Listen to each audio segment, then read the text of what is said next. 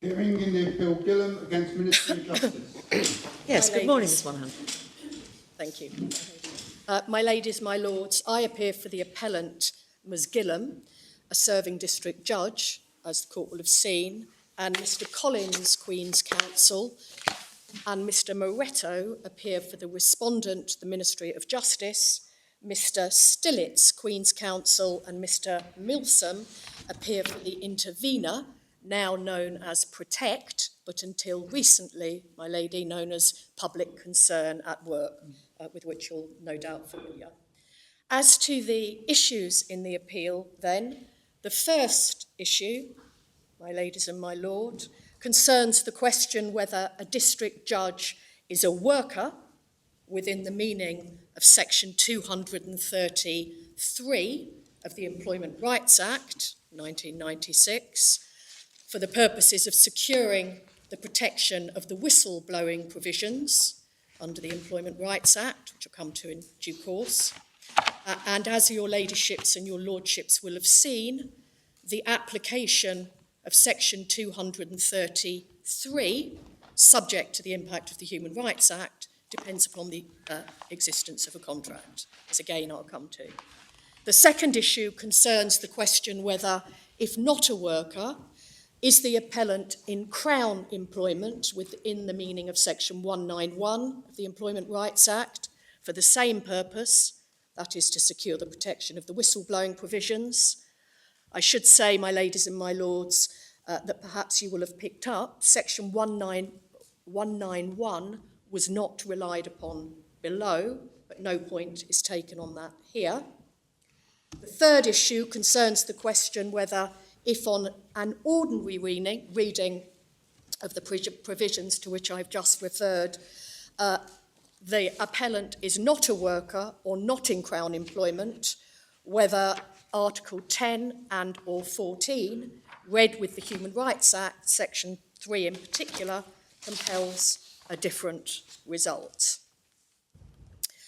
Your ladyships and your lordships will have seen that the Court of Appeal, like the Employment Appeal Tribunal and the Employment Tribunal below, held that the appellant was not or is not a worker by reason of the absence of a contract. They also found that Article 10 did not compel a different result, and in the case of the Court of Appeal, it reached the same conclusion in having regard to Article 14, that point having first been raised in the Court of Appeal, so not addressed in the tribunals below. The Employment Tribunal concluded that there would indeed be a breach of Article 10 if the provisions of the Employment Rights Act were not to apply to the appellant, the provisions addressing whistleblowing, but concluded that even with the assistance of Section 3, Section 230 could not be read in a way that caught district judges, because so to do would fundamentally alter the gist or meaning of the Act. The Employment Appeal Tribunal came to the same result, but in addition concluding that there were alternative remedies and protections, the protections afforded specifically the judiciary by way of guarantees of independence and so on, and salary, for example. The Court of Appeal came to the same conclusion, and in particular drew attention to the fact that an alternative remedy existed under Section 7 of the Human Rights Act. So that's by way of introductory observations and a summary of the decisions below. As to the background, I need to take the court, please, to a few factual matters to contextualise the appellant's claim. Firstly, the documents dealing with the appellant's appointment, starting with the core volume, MS 307, that's internal numbering 135.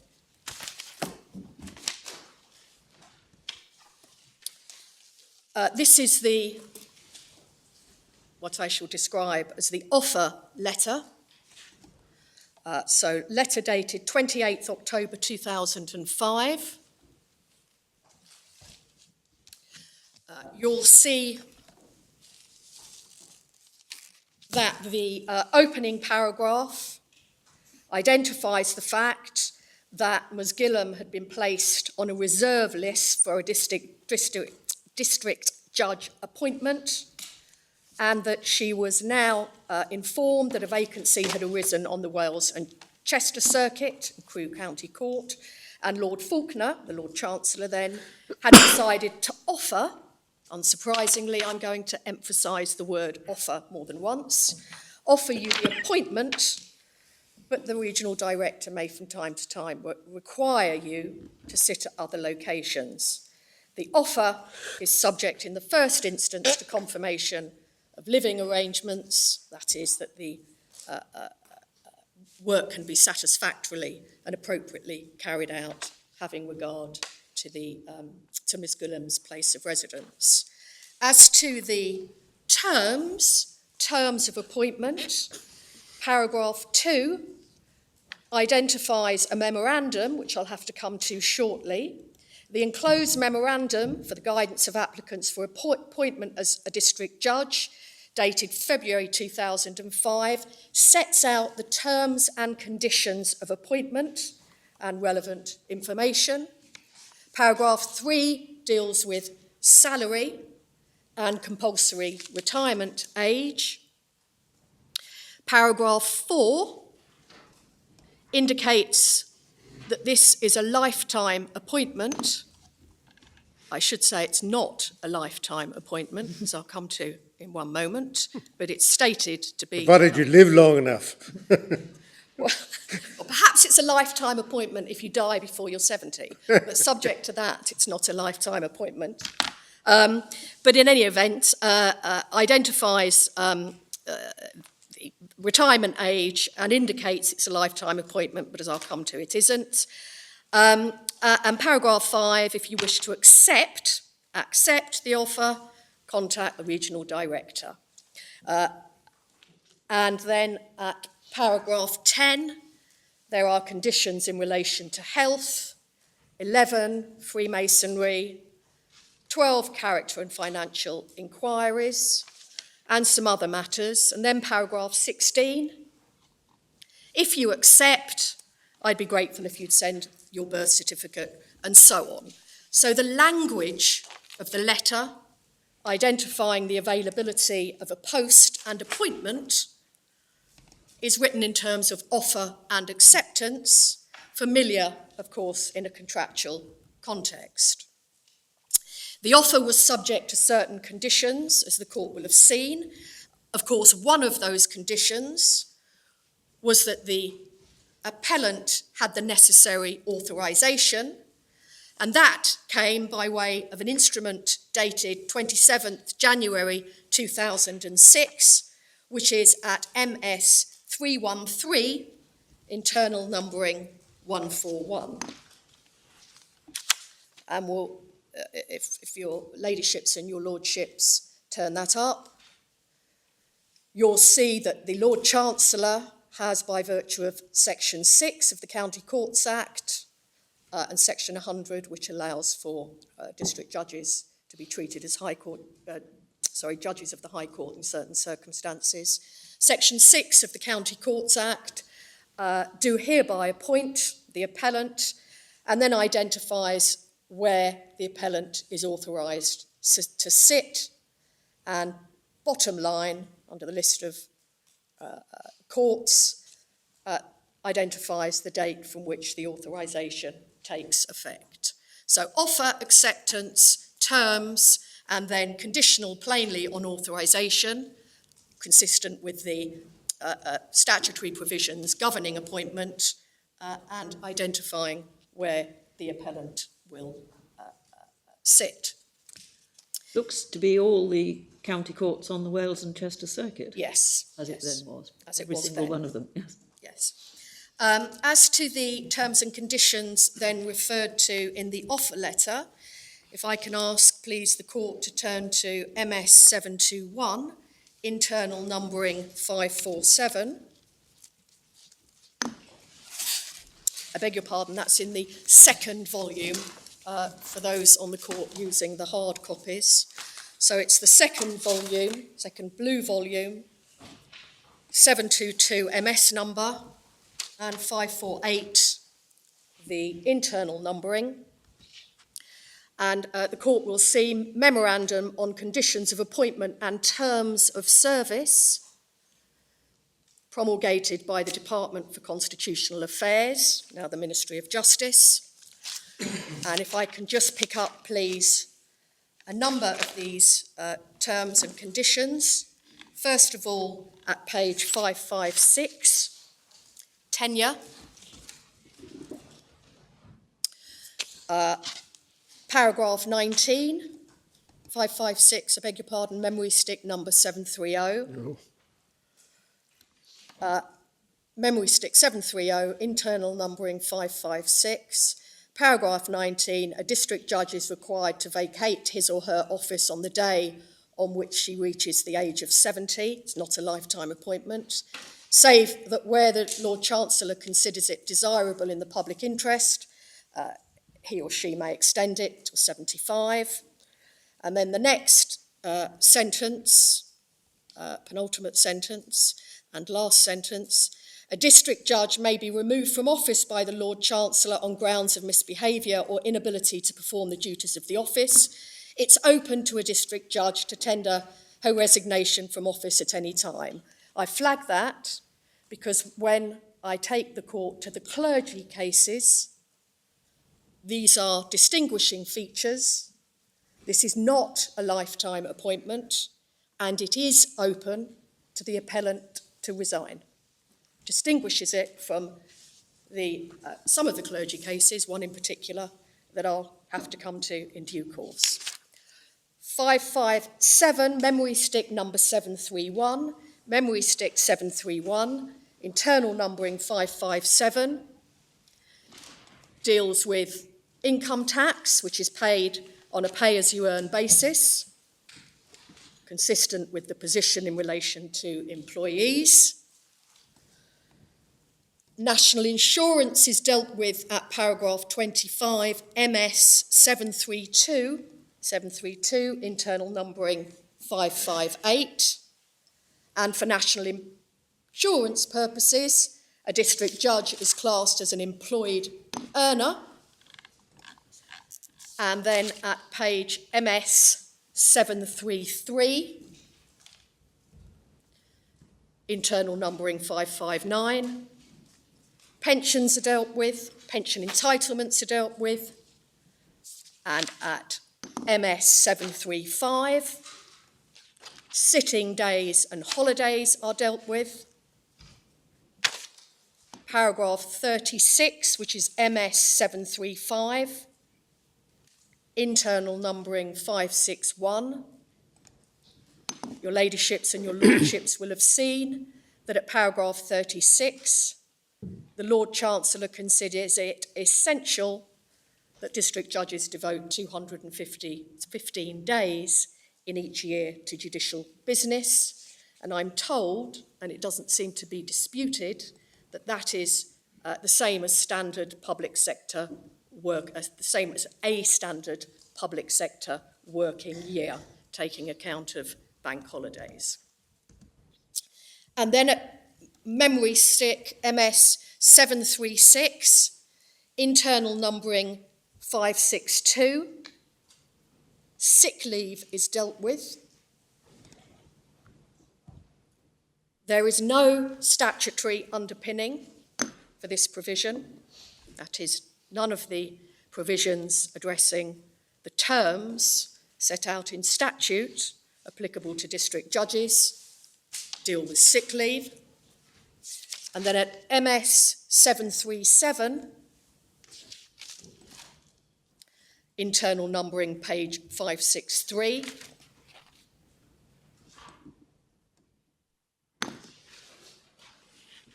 at paragraph 40, maternity, paternity and adoption leave is addressed. There is no statutory underpinning for this provision.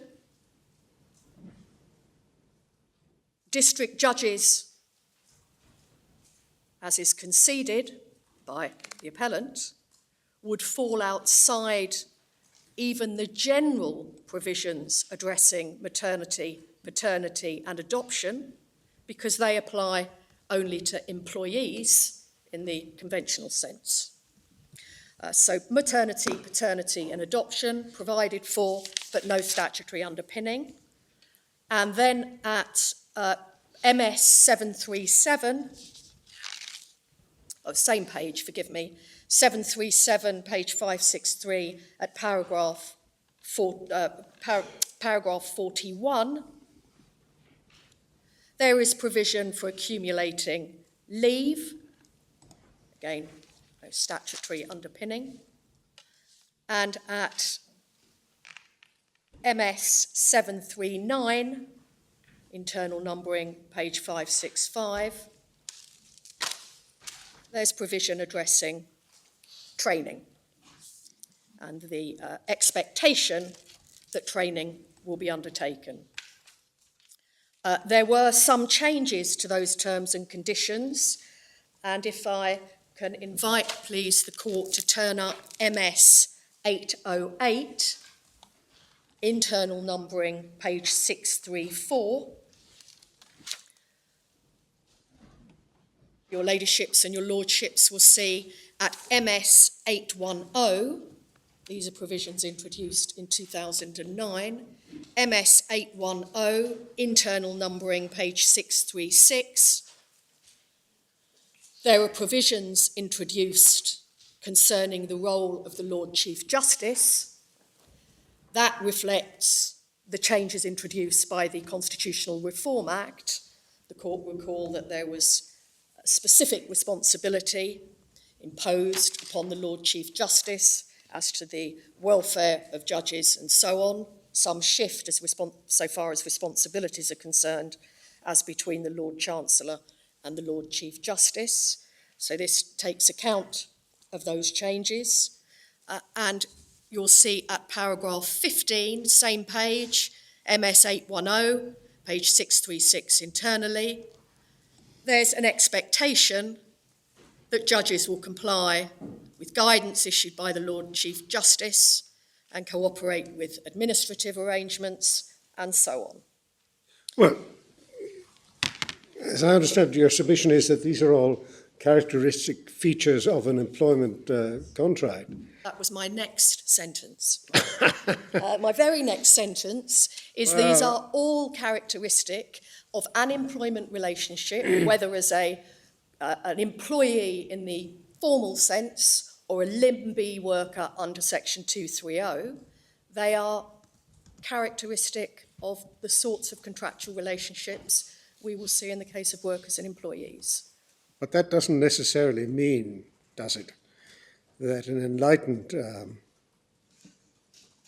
appointer to an office shouldn't incorporate these conditions into the circumstances in which the office holder should hold office? I beg your pardon, did I interrupt you? No, you didn't.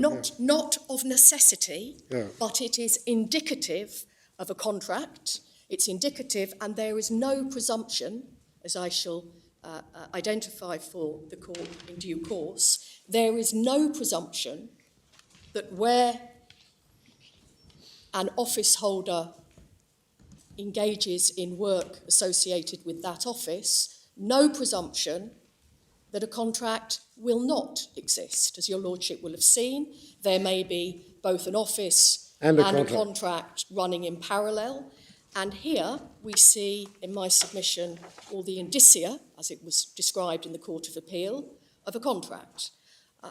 Absent a presumption, it's difficult to see in our submission why this wouldn't constitute a contractual arrangement, particularly having regard to the authorities.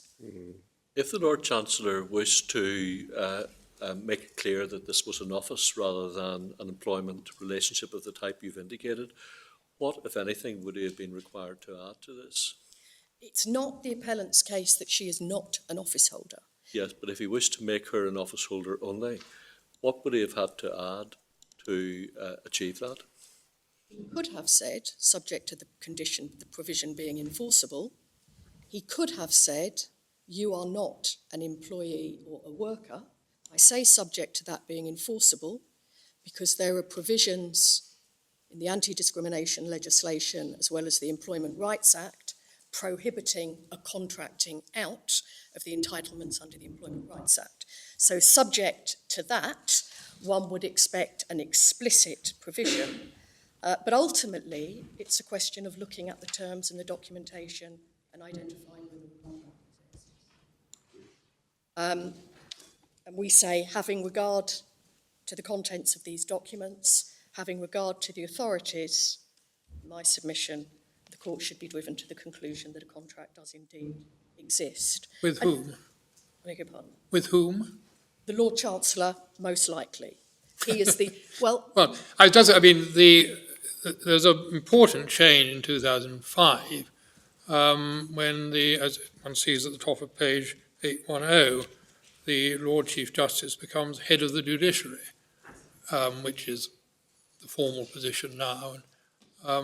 So that one would difficult to see why there should be a contract with the Lord Chancellor, the person who's the head of the judiciary as the Chief Justice. the Lord Chancellor remains the appointing person or the recommending person, and so it fits most comfortably with the Lord Chancellor. But, my Lord, of course, from the appellant's point of view, it doesn't matter with whom the contractual arrangement or the contract is made. And as the authorities make clear, and as I'll come to, the fact that there is fragmentation, as it's described by Lord Nichols, fragmentation so far as responsibilities are concerned, that ought not to lead a court to conclude that there isn't a contract with anyone simply because there are responsibilities in relation to the office holder assumed by a number of different people or institutions. Or, as you say, that there can be debate as to the personality involved on the other end of the contract, so to speak, but the matter to focus upon, the essence is whether this is a contractual arrangement. Identifying who are the contracting parties may contribute to that debate, but won't necessarily provide the infallible answer. Precisely, my lord, precisely. I'm not looking for personal reassurance here, but just so that we're absolutely clear, do I take it that the respondent in any industrial tribunal is likely to be the Lord Chancellor rather than another office holder, if I could put it that way? I see. The Lord Chief Justice hasn't yet been added, but at the moment it's... They're not liable in a personal capacity. It's assumed that the proper respondent will be the Lord Chancellor or the Ministry of Justice, and the Ministry of Justice assumes institutional responsibility in litigation, by and large, for the Lord Chancellor. And so the Lord Chancellor hasn't been named, and as the respondent has said, they don't take any point on that. So I beg your pardon. So who devises these terms and conditions of appointment? They appear to emanate from the Lord Chancellor. Office. Yes. And who pays the salary? That is paid pursuant to Section 132 of the County Courts Act, which, and if I just turn that up, paid out of money provided by Parliament, all salaries, remuneration and so on. So it's protected money. It doesn't identify who is responsible for passing out the money, but one assumes it's the Ministry of Justice. Just for your note, my lady, that's at MS 1365, Yeah. tab 28 for those using the hard copy. So it's protected money and presumably administratively paid by the Ministry of Justice. Isn't there something about that in one of the documents we've been looking at? I thought there was, that it came out of the Lord Chancellor's vote. I think that's right, my lady. I think it does come from the Lord Chancellor's vote, and it may indeed be in the documents that I just took your ladyship to. But I can certainly find that, but it does come from the Lord Chancellor's vote. And in the unimaginable, 731. thank you. In the unimaginable event that the salary was not paid,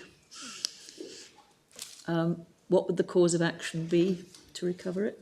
Well, it has been, it has been said that it would be by way of judicial review. Quite how that would work is unclear. We had a lot of talk about this in the Methodist Church case, as you can imagine. Well, it has been said judicial review. What happens, for example, on the other hand, if a district judge becomes pregnant and seeks to rely on the terms conferring maternity leave and maternity pay, and the Lord Chancellor says no, does she have any contractual right? We say, given the terms of appointment, plainly read properly, it must be assumed that she can enforce those terms. And of course, judges now are being appointed younger and younger, and so that's not a fanciful proposition.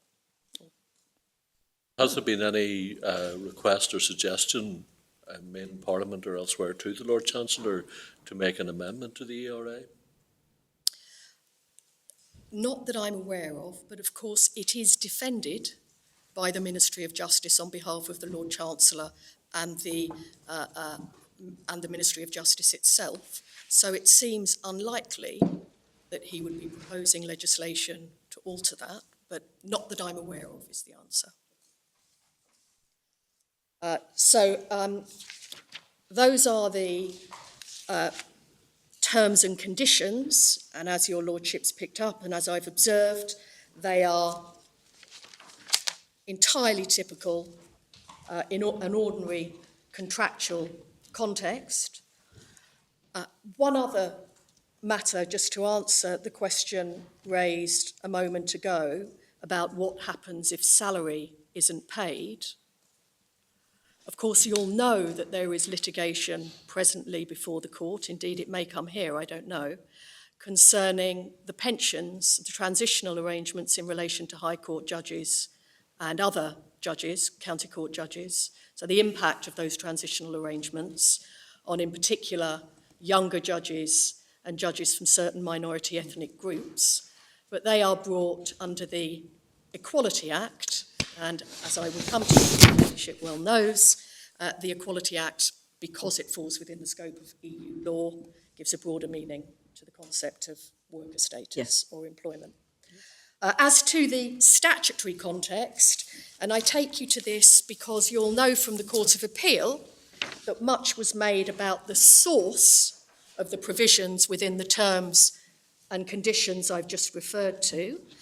If I can ask, please, the Court to turn up the County Courts Act as it was when the appellant was appointed, which is at MS 1359, which is for hard copy users, Volume 2, tab 27.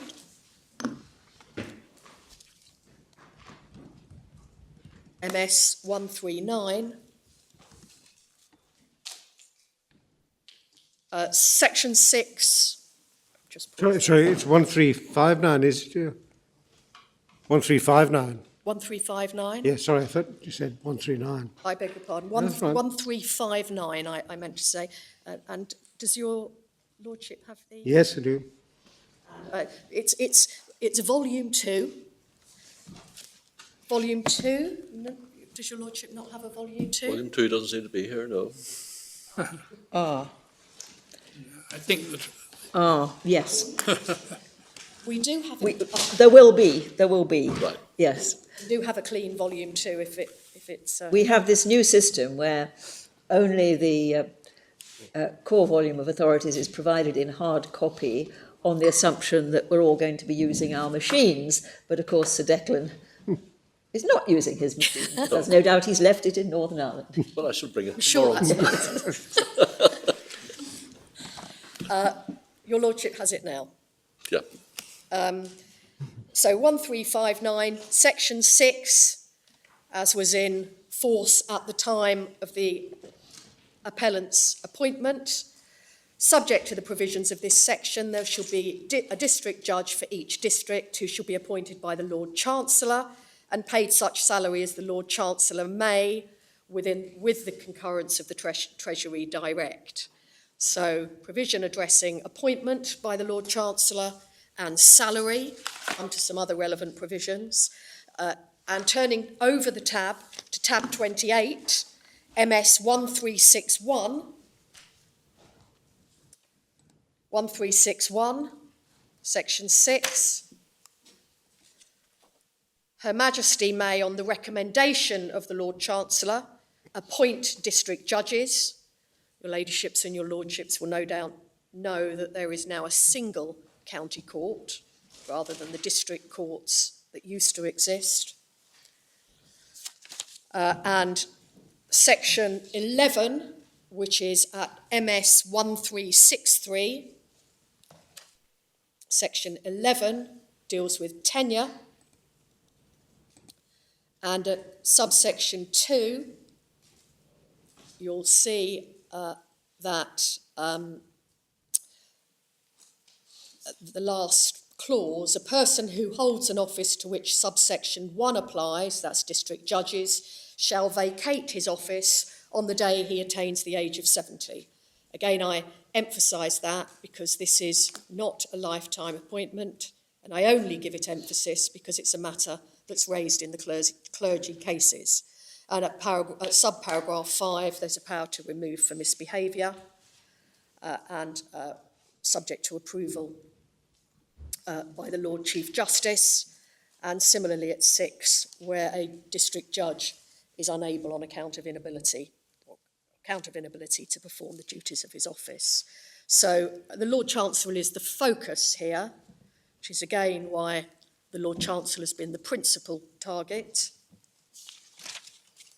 And then, as I identified for your Ladyship earlier on, section 132, MS 1365, deals with salaries, remuneration and other sums, salaries. Your submission is that there is an office consistently with contract. Is that right?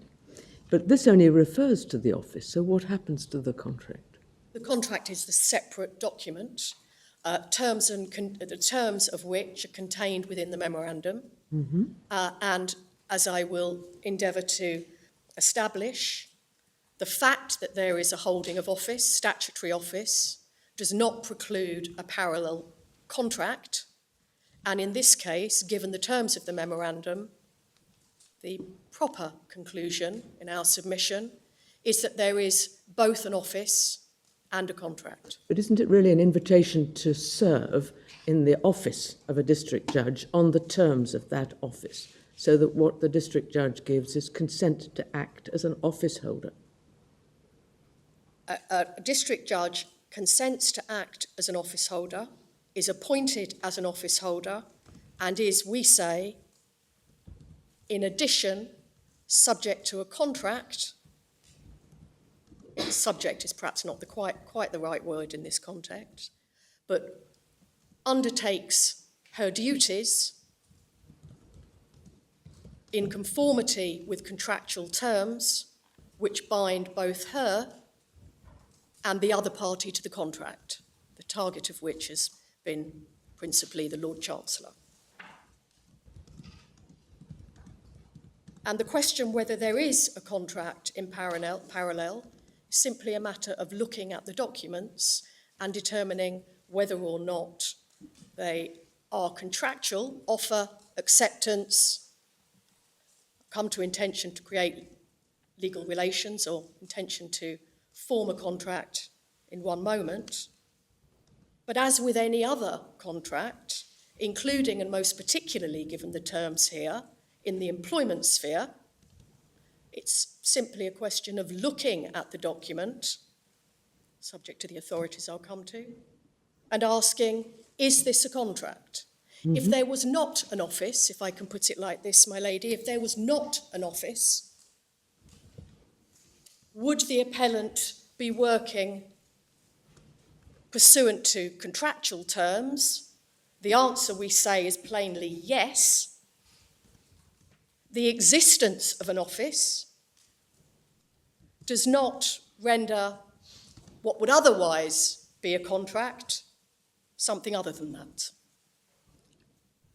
But the statute emphasises the office part of it. Yes. The statute doesn't deal with contractual terms at all, says nothing of it, silent on that issue. But importantly, deals very briefly with the conditions or terms of the office. So salary, something about the role of the Lord Chief in the Constitutional Reform Act, Lord Chief Justice, forgive me. But otherwise, the terms associated with the office are very limited indeed.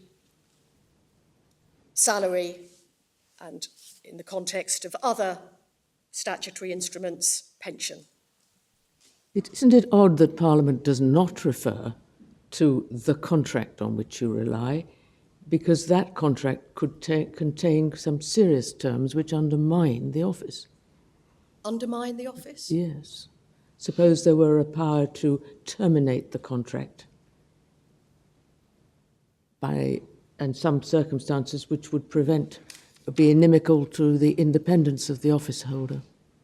The answer to that, my lady, in our submission is found in section 11.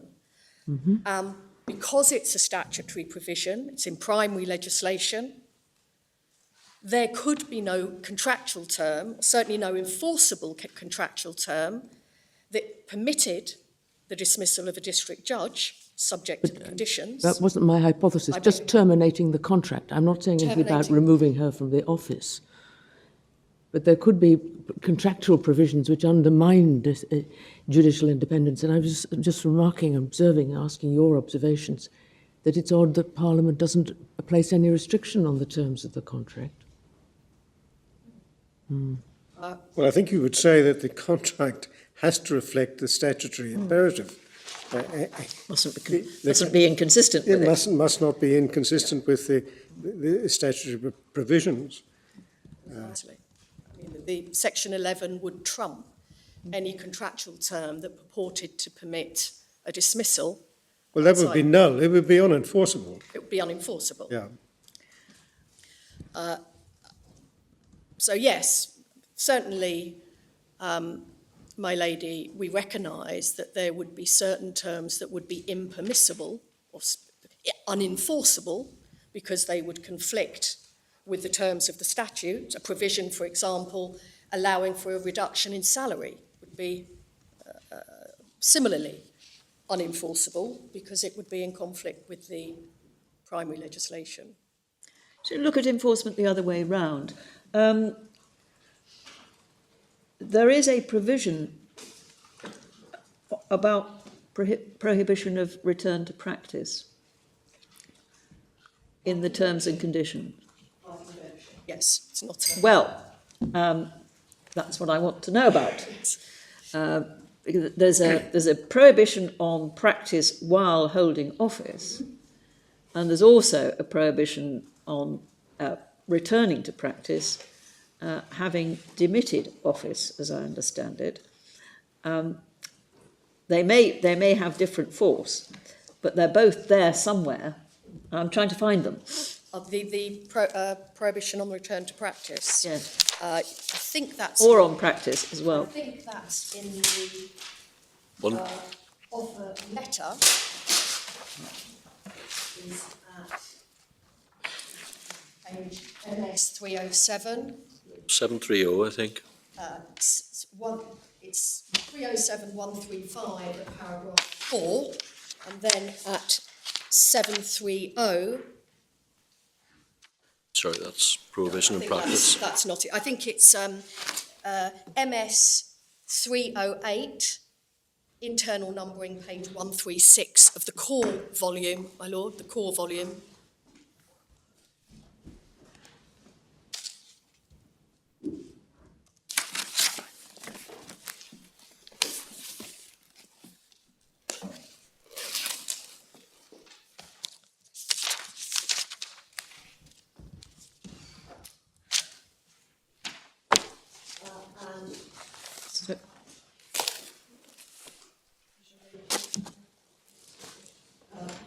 MS 308, MS 308, internal numbering, page 146. Which paragraph is it? It's paragraph 4. Yes, so there's a statutory prohibition on a full-time judge. Understanding set out in paragraph 67 of the memorandum. Have we got paragraph 67 of the memorandum? We have, but it doesn't say that. It says something about charitable activities. So my instructing solicitor has just handed me a... Yes. Thank you. If I can please ask you to go to MS 730. So you'll have seen the letter, my ladies and my lords, which indicates that there's a statutory prohibition on practice while holding the office of district judge, and there is an expectation or understanding that a district judge, indeed that applies, as your ladyship knows, to all judges, will not return to practice after termination of their office. And then at MS 730, which is in the second bundle, internal numbering 556, MS 730, internal numbering 556, the smaller blue bundle. Paragraph 17, a district judge shall not practice as a barrister or solicitor or be indirectly concerned in any such practice, and the statutory provision prohibiting the same is identified. All district judges should avoid involvement in any case prior to appointment, in any case where prior to appointment they were involved as advisors, and the involvement of full-time activity is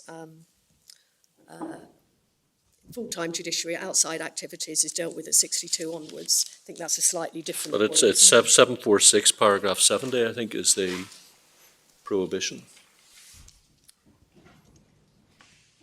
I'm grateful, thank you. MS 746, internal numbering, page 572. Paragraph 70, so this forms part of the terms. Appointments to judicial office are intended to be for the remainder of a person's professional life. Judges who accept appointment do so on the understanding that following termination they will not return to private practice and will not provide services, etc., as an advocate or in return for remuneration, provide legal advice. So is that enforceable? I should think the Lord Chancellor would hope so, but... Well, perhaps I better ask the respondent. I'd be quite surprised if it was considered enforceable. I mean, it's binding in honour only, surely, if the Lord Chancellor's right. Well, it's... And if a judge, for instance, took the view that the bargain hadn't been properly upheld as they expected on the other side, whether right or wrong, in honour, it might be quite appropriate to... Well, there'll be all sorts of problems with enforcing it because of restraint of trade, Yes, etc., etc. But I'm really getting at whether, on the face of it, it's prima facie enforceable, and then let's have an argument about it. I understand your Lordship's point. I mean, this has been debated. I mean, it's not the first time this has come up. Prohibition on judges. Well, yes, and the whole question of being able to return to practice is something which is of some interest to those of us who are approaching that time. So we're careful. Certainly aware of a discussion of it. Well, this is right, but I'm only interested in the contractual point and the enforceability point, or the prima facie enforceability point, which is why I asked about it. Prima facie, as your Lordship's observed, there's a bargain. There is, if your Lordship is with me, there's a promise not to return to practice, consideration being salary and so on. Of course, whether in reality it would be enforceable would depend upon the law on restraint of trade, restrictive covenants and so on. But certainly it would be our submission that it is intended to be a contractual term, doesn't derive from any statutory provision, but reflects the terms of a wage work bargain, as it was described below.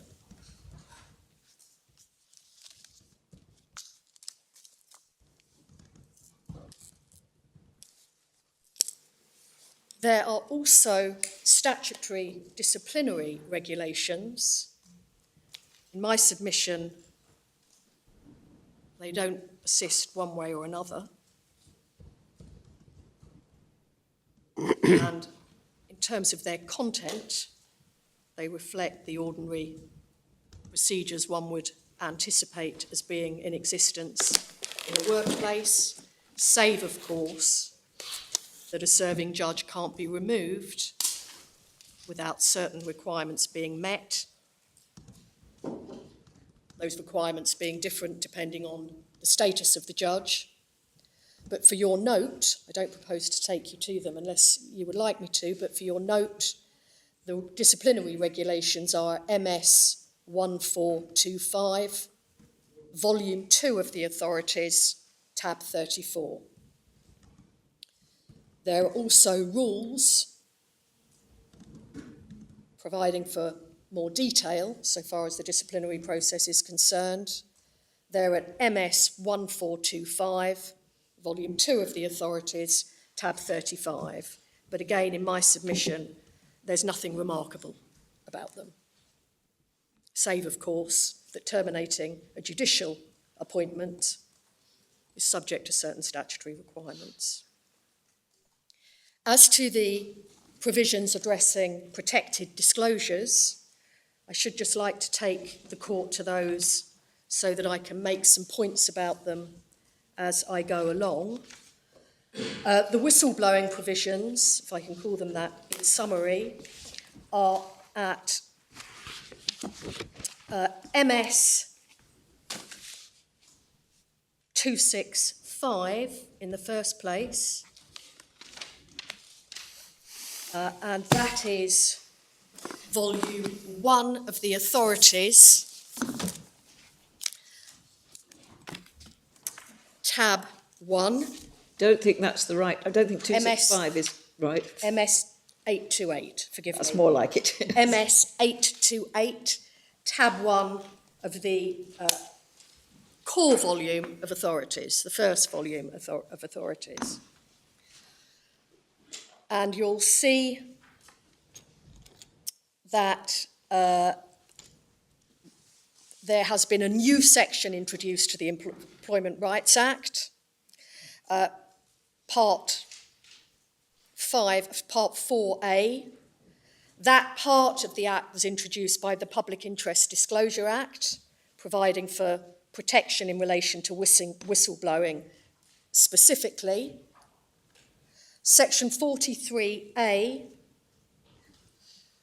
deals with the meaning of a protected disclosure, means a qualifying disclosure made by a worker in accordance with the provisions set out. And just making one observation, which is relevant to Article 10, which I shall come to much later on, but make one observation at the moment. The scheme of these provisions, this part of the Act, is such that it's concerned with protecting responsible disclosures and disclosures which take place in a responsible way.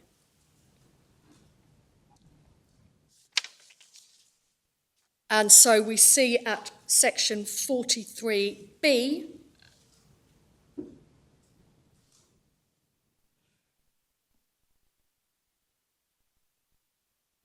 qualifying disclosure is defined, any disclosure of information which in the reasonable belief of the worker, so a subjective objective test, reasonable belief of the worker making the disclosure is made in the public interest, so not frivolously or for some personal gain. It's made in the public interest and tends to show one or more of the following. That is criminal offence, failure or likely failure to comply with a legal obligation, miscarriage of justice, or likely occurring or likely to occur, health and safety, and damage to the environment. Or F, information tending to show any matter falling within one of the preceding paragraphs. As to the next provision, And you would say that the disclosures in question qualified under C and or D? yes, and I'll take you, once I've taken you through these provisions, I'll take you very briefly to the claim and the grievance, but I shall do that very briefly. I won't spend too much time on that. But yes, they've been identified as failure to comply with a legal obligation, miscarriage of justice because of concerns about the impact on Article 6, some of the issues that the claimant raises or the appellant raises, health and safety as well.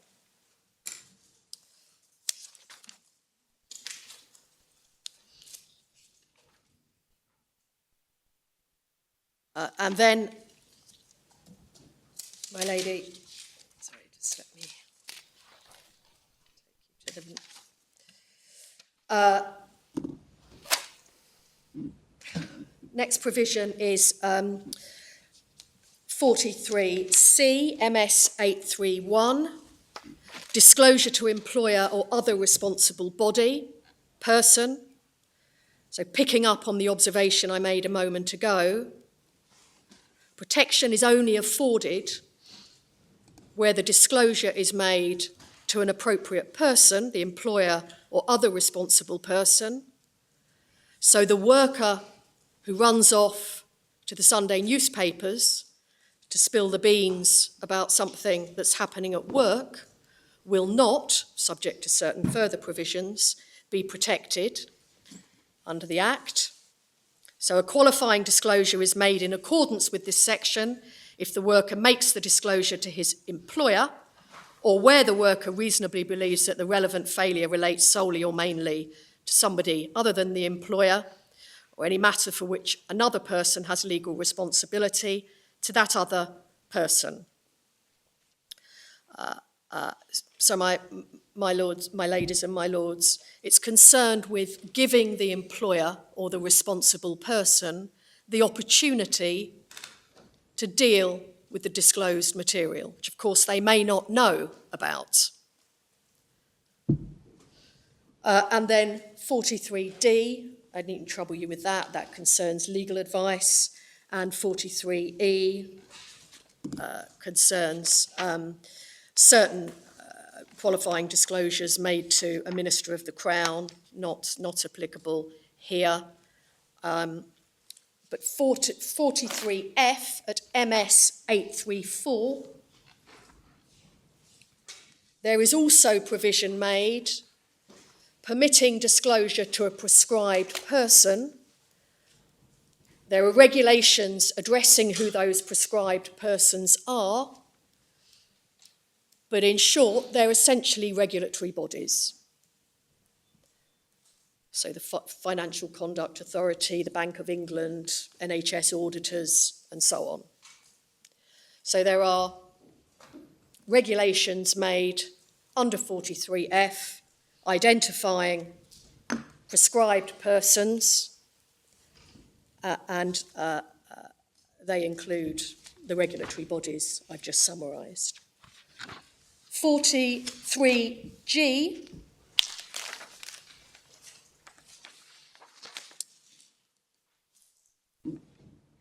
a qualifying disclosure may be made to another person where the employee believes that the information disclosed and any allegation is substantially true, and he doesn't make that disclosure for personal gain, and the conditions in subsection 2 are met, and it's reasonable for him to make the disclosure, and those circumstances are addressed in subsection 2, and they're concerned with ensuring that a worker does not have to disclose first to his employer if he believes that he will thereafter be subject to a detriment,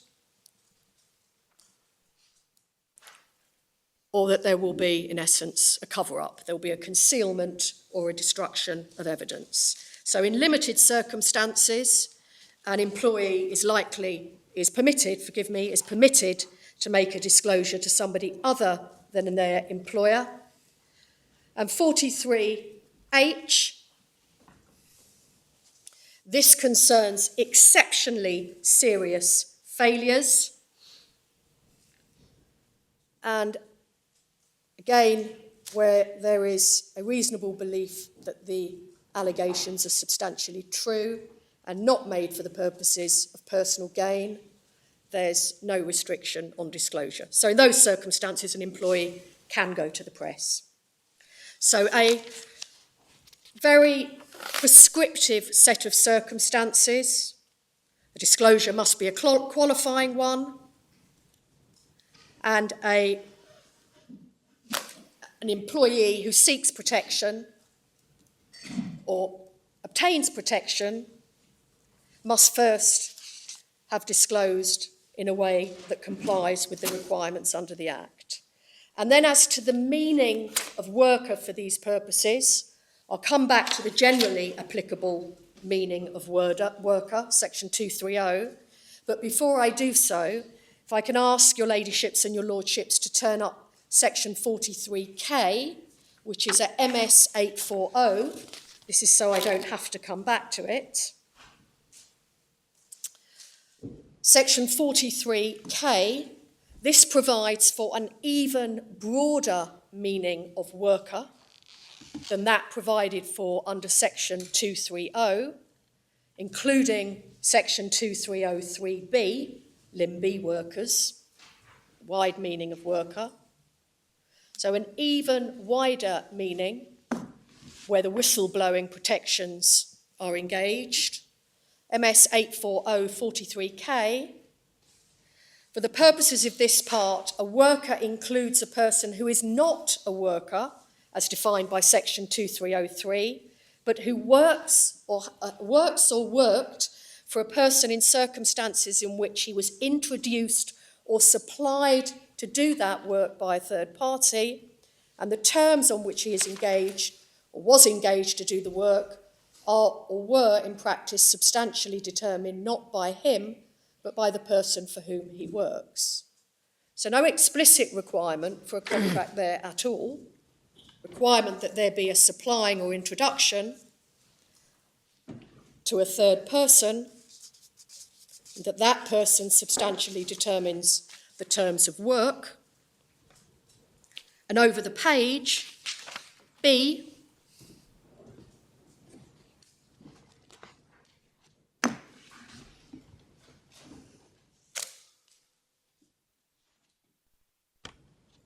again, a very wide meaning of worker, does not require personal service. So as your ladyships and your lordships will know, personal service is a requirement of worker status.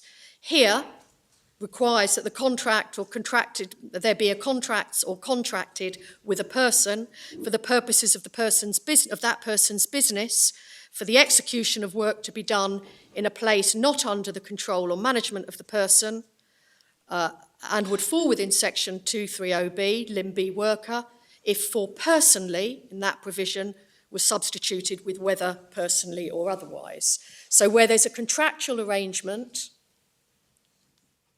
it doesn't require, for the purposes of gaining protection under the whistleblowing provisions, that the person protected contracts to do the work personally. You're not saying this applies here. No, but I'm seeking to... It's quite difficult to get one's head around I'm these sorry. provisions, but it's quite nice to know which ones you're actually relying on. I'm sorry, I should have introduced it by saying that the point of drawing the court's attention to these provisions is that such is the public interest in ensuring that protected disclosures can be made, that a very wide meaning is given to the concept of worker. And having regard to the authorities, that is a matter to take into account in deciding whether or not any intention to create a contract can be assumed or inferred. So as I'll take your ladyships and your lordships to in one moment, Lord Nichols in particular indicated in Percy that the courts should not assume there is an absence of an intention to create a contract, in particular in circumstances where that would have the effect of depriving a person of enjoying the benefits normally associated with work. And we say that's a fortiori here, because not only is there a personal interest in these rights, there is a very significant public interest. I'll take you to section 230 in one moment, but having addressed the whistleblowing provisions, can I now take you very briefly to the claimant's claim? Could I just ask you about 43KA, which is the constable provision? I don't know whether you've examined it, but is it your case that constables are office holders only, or employed under a contract, or workers, or is it something that you just haven't applied your mind to? Well, as your lordship knows, constables have been assumed to be office holders only. All the main statutory provisions addressing employment treat them as employees for the purposes of the protections. Whether or not they would now be regarded as capable of having a parallel contract in addition to their office isn't a matter that's come before the courts so far as I'm aware, because they are deemed to be employees by all the significant legislation addressing employment rights. So you're not saying one way or the other, whether as a result of the submissions you're making, that this would apply in the same way to a constable taking up a position with Merseyside Police or the Police Service of Northern Ireland or wherever? I'm not saying either, because, and I say that not to be unhelpful, but simply because the fact that constables are deemed to be employees for all the relevant legislation means that the issue simply hasn't been tested. Whether or not now, absent those provisions, a court would conclude there was a contract between a constable and the relevant chief constable is simply not possible to answer. Because 43KA only applies if there is no contract, as I understand it. Person who holds otherwise than under a contract of employment. Yes. And it's not been necessary to determine whether or not that position pertains, because it is simply presumed that there aren't contracts. No, there's no need to argue the point. Right. As I say, whether or not were the point to be tested, a constable would be held to be engaged under a contract as well is just not something that's had to be grappled with. So my lords, those are the provisions addressing qualifying disclosures. Just before I take you to the claim, in fact, may I just ask you please to look up MS 849. MS 849 provides the particular protection where there are qualifying disclosures made in accordance with the Act. So section 47B, a worker has the right not to be subjected to any detriment by any act or any deliberate failure to act by his employer done on the ground that the worker has made a protected disclosure. So the language of the discrimination legislation. So that's the right conferred in circumstances where there has been a qualifying disclosure made in accordance with the Act. And then at section 48,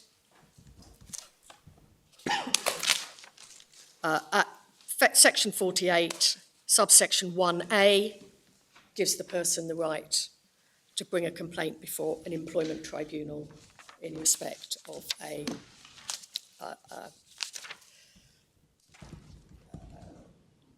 in respect of a wrong done or breach of that provision. And then the remedies are provided for at MS 856.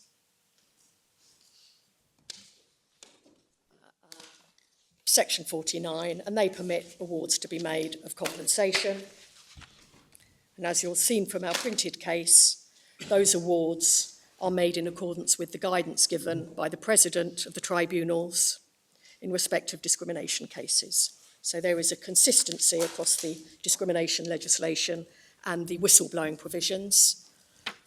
And at MS 860, last provision for the time being of the Employment Rights Act, MS 860, Section 94, an employee has the right not to be unfairly dismissed, and over the page at 861, an employee who is dismissed shall be regarded for the purposes of this Act as unfairly dismissed if the reason for it is a protected disclosure. So a complete scheme, identify... That only applies to employees. That only applies to... Lim A workers, doesn't it? Yes. The provisions on unfair dismissal, as your ladyship correctly observes, apply only to employees. The detriment provisions apply to workers and employees. As to the complaints made by the appellant, and just briefly, and I take you to these for two reasons. One, to make clear that the appellant has no alternative remedy subject to Article 10. There are no, for example, internal arrangements which would permit her to make a whistleblowing claim and secure protection in respect of it, subject to Article 10, therefore she has no protection. If I can just take you, please, firstly to the core volume.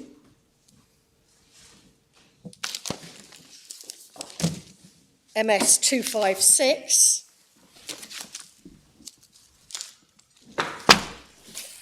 No, not MS 256, forgive me. 265, which is internal numbering, page 93. So this is core volume, MS 265, page 93. The claim form, and at MS 271, internal numbering, page 99, identifies that there is a claim in respect of the protected disclosure provisions. And as to the grounds, at MS 282, internal numbering, page 110,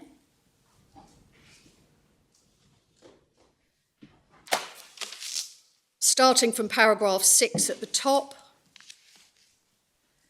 she makes complaints or identifies those matters that are said to found her claim in respect of whistleblowing, and they concern cuts to the court service, overworking and workloads, so your lordships and your ladyships will see, lack of courtroom accommodation, and avers that she raised a number of public interest disclosures in respect of those, and identifies the provisions that apply that your lordships and your ladyships just saw, that is breach of a legal obligation, and so on. In particular, if I can ask, please, your ladyships and your lordships to turn up MS 291, page 119. This is because it's a matter picked up in the grievance. So page 119, internal numbering, MS 291. Towards the bottom of the page, 7 lines up from the bottom, at the same time, security incidents rose in frequency. At the same time, security incidents rose in frequency and severity as legal aid was withdrawn. No incident reporting or risk review process in operation.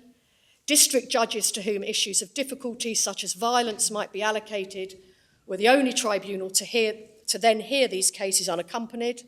Courtrooms were allocated as a prerequisite of rank or case importance rather than according to risk, and appellant raised repeated concerns about this because she was at risk from court users. So a number of claims, including those addressing health and safety and risk.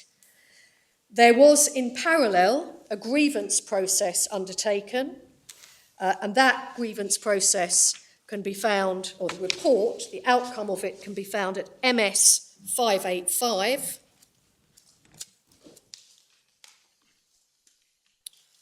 This was a grievance investigation undertaken by Lord Justice Tomlinson, as he was then.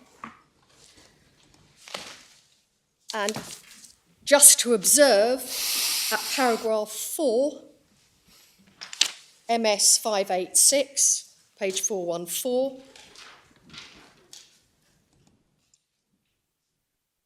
second sentence, I also considered and still consider that the grievance procedure, as it's outlined in the 2013 document Judicial Grievance Policy for Complaints made by judicial office holders against judicial office holders, is completely unsuitable for the resolution of a grievance of the nature instituted by Judge Gilham.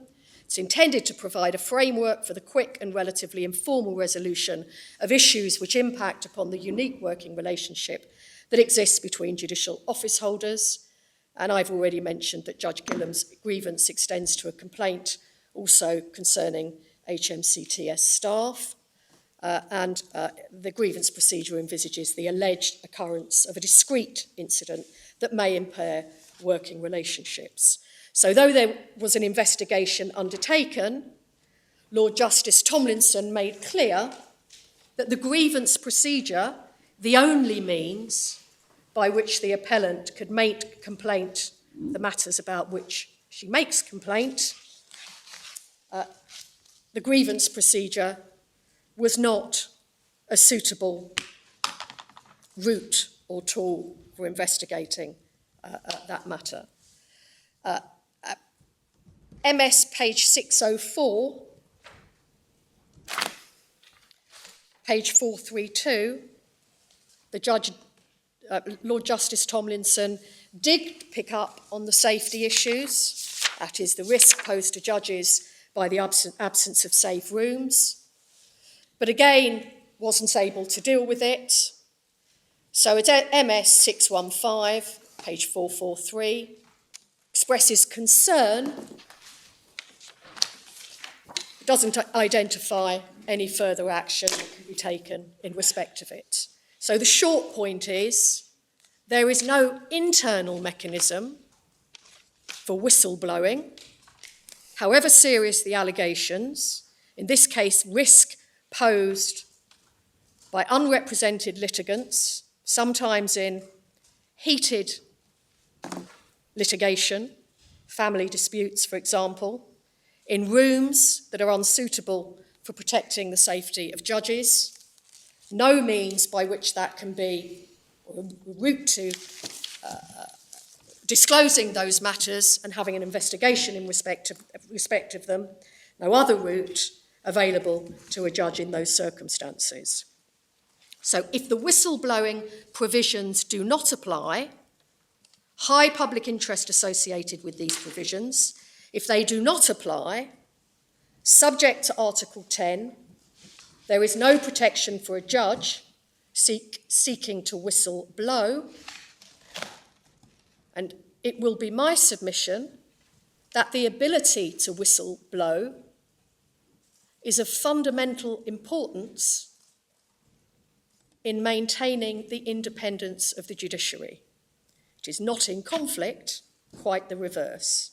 It's a fundamental requirement that a judge ought to be able to disclose matters relating to the conduct of the justice system, where there are real problems, and be protected in consequence. I'll come to that in a moment. If I can take you then to the provisions addressing worker status and Crown employment, take you back to the core volume of authorities, tab 1.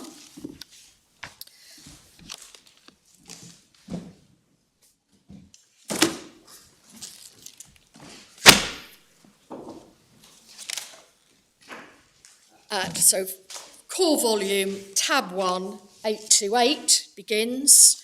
but concerned first of all with section 230 at MS 866. MS 866, section 230. I know that some of the court in particular will be very, very familiar with this provision. Section 230 addresses employees and workers. We're not concerned here with employee status. The appellant relies on the broader concept under section 2303 of worker status. In this act, worker means an individual who has entered into or works under, or where the employment has ceased, worked under, contract of employment, or any other contract, whether express or implied, and if it is express, whether oral or in writing, whereby the individual undertakes to do or perform personally any work or services for another party to the contract whose status is not by virtue of the contract that of a client or customer of any profession or business. The only relevant requirement, so far as limby status, as it's generally called, is concerned for the purposes of this claim, is the requirement that there be a contract. There's no dispute that the Ms. Gilham undertakes to do or perform the work personally, and that she's not, the Lord Chancellor isn't her client or customer, or the Ministry of Justice for that matter. So section 230 is the key provision. As the court will have seen, if section 2303 is found not to be applicable because of the absence of a contract, then the appellant relies on section 191, Crown Employment, MS 864, turning back a page in the hard copy, MS 864. Subject to sections 192 and 193, which are not material here, they concern armed forces and national security. The provisions of this Act to which this section applies have effect in relation to Crown employment and persons in Crown employment as they have effect in relation to other employment and other employees or workers. Subsection 2AA, that includes the whistleblowing provisions, so applies to Crown employment. And subsection 3, Crown employment means employment under or for the purposes of a government department or any officer or body exercising on behalf of the Crown functions conferred by statutory provision. That point wasn't argued below. That is, this section 191 point comes before this court for the first time, wasn't determined below, wasn't relied upon below. And subsection 4, Crown employment, is treated as employment or worker status for the purposes of the provisions, the relevant provisions. Do you need a contract for Crown employment? Does the interpretation of employment in 235 apply here? Because this is a very discrete form of employment. So Crown employment is discreetly defined, specifically, particularly defined, and it does not require, as subsection 3 makes clear, the existence of a contract. And under subsection 3, it has to be for the purpose of a government department or any officer or body exercising and so on. What do you say as position here? We say that it's for the purposes of the Lord Chancellor exercising on behalf of the Crown functions conferred by a statutory provision, that is appointment, an incidental provision. And I shall take your ladyships and your lordship to an authority on that point.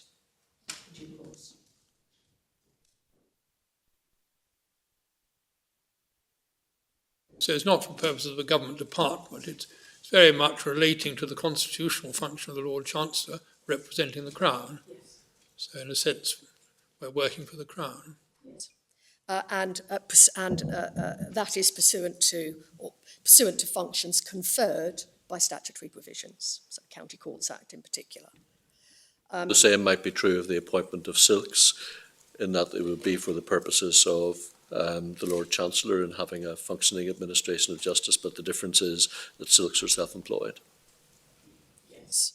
Although I hadn't thought of that, my lord, but I'll take that back to those who are concerned about the appointments of silks and the process for it. That's a complication too far. But Of course, the process of appointing silks in England and Wales has changed. So it's not harder done, now, it's I not think, done than it by the was Lord in my Chancellor. day. So it's, But what does employment mean here then? If it's not as defined in section 230, Well, if one looks at subsection 4, I perhaps took that too quickly. For the purposes of the application of the provisions in relation to Crown employment, references to an employee or worker shall be construed as references to a person in Crown employment. So in other words, that's circular. it's circular. But if you're in Crown employment, you're an employee, albeit that you don't otherwise meet the requirements of employee status.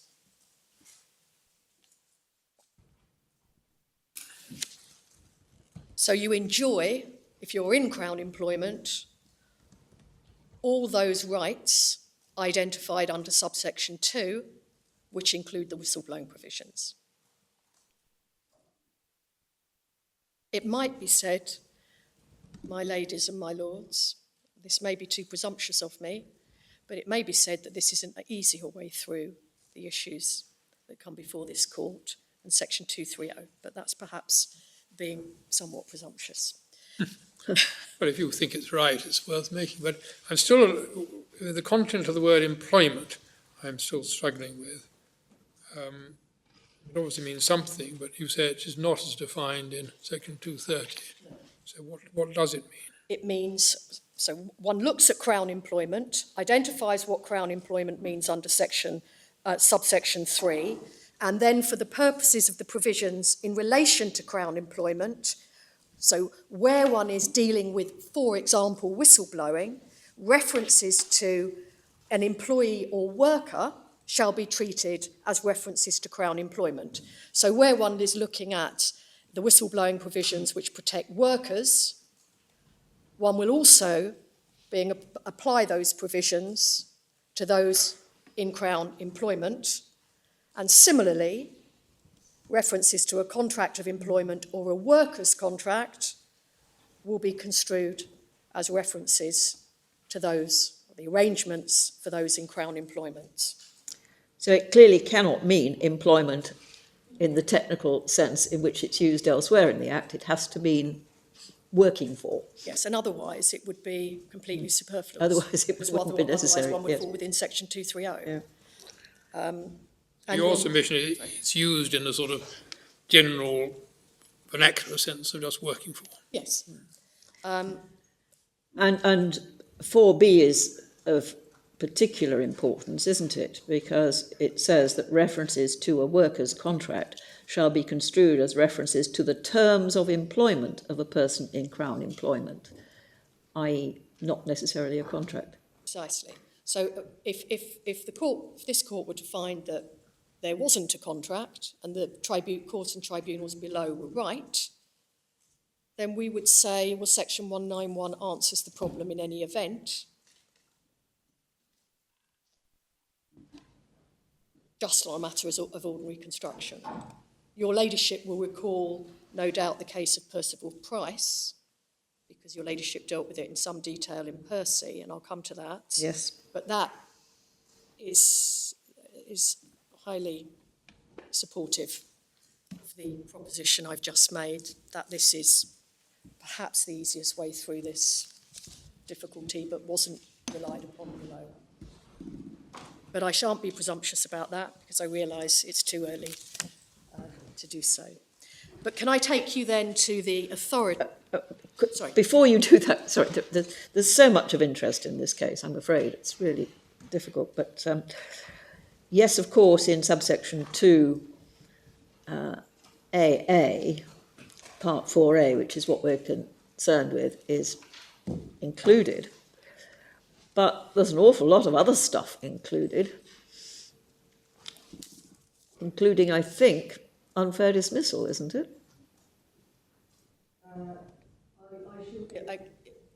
It applies to parts 1 to 3. Parts 1 to 3 concern employment particulars. So as your ladyship will no doubt know, that requires an employer to set out the terms and conditions of employment. We have those in this case. Part 2 concerns protection of wages, which is unlikely to be very relevant because salary is in any event protected by the County Courts Act. There are certain provisions in relation to guaranteed payments, and then 4A, of course, is whistleblowing. 5 is protection from suffering a detriment, for example, by reason of undertaking jury service. So there are protections in relation to employees in that respect. 6 to 8A concern time off for public duties, and matters such as time off for antenatal care. Well, we know the terms and conditions applicable to district judges deal with that matter too. Part 7 deals with suspension from work on medical grounds and maternity grounds. Part 8 deals with maternity leave, and thereafter adoption leave, shared parental leave, and flexible working. Now, in large part, those matters are contained within the terms set out in the memoranda. They could be better set out, but they are reflected in the 2005 memorandum in particular. Part X. What about Part 9? Part 9 deals with termination of employment. So notice periods, for example. And Part 10 deals with unfair dismissal. My lady, of course, assuming judges are in Crown employment, there will be other statutory provisions that will have to be addressed in relation to that. So it's very unlikely, for example, that the unfair dismissal provisions will need to be relied upon in circumstances where a judge cannot be dismissed, save in limited circumstances in any event. But would the judge have a right to go to a tribunal after such a dismissal? If your lordships find that judges are in Crown employment, then that may be the necessary consequence. It would be helpful to know. I mean, it does seem potentially very far-reaching, your submission, which is being examined for the first time at this level. I must say, for my part, I'd like to have on a bit of paper something which tells me what is it, what are the consequences, what aren't the consequences, I mean, what is included, what isn't included. What are insurance provided? Could I also ask for the same piece of paper to be done in relation to worker? Yes. That is the provisions that Will be brought in. 2303 apply to. Is that what your ladyship's? Or the consequences of the judge being status. a worker? Just in a thumbnail sketch. Yes, certainly. Make note of that. So, yeah, since I don't. Well, the big difference is unfair dismissal, isn't it? That unfair dismissal does not apply to Limb B workers. Yes. Whereas discrimination and whistleblowing does, whereas Crown employment and unfair dismissal does apply. That was the whole purpose of this too. Because in the olden days, civil servants could be dismissed at will. But my lady, if on an ordinary construction, that is the consequence. Well, that is the consequence. And I shall come to Percival Price, where this was addressed. And it's my submission that on an ordinary reading of section 191, district judges are in Crown employment. if not Section 2303 workers.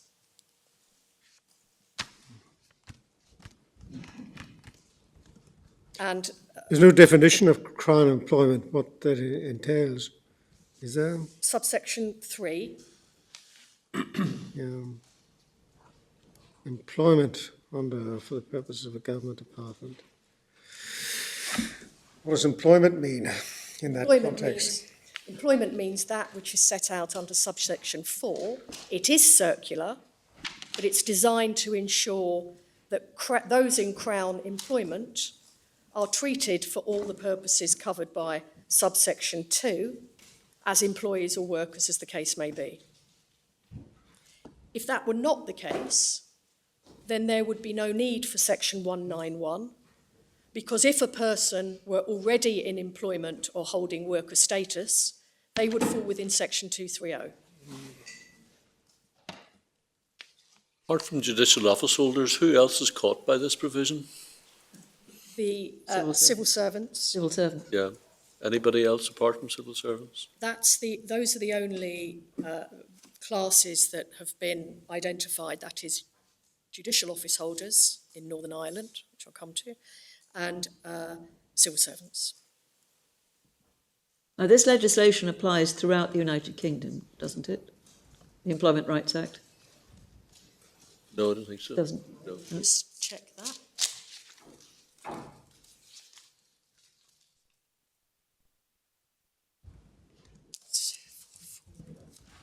I should know that.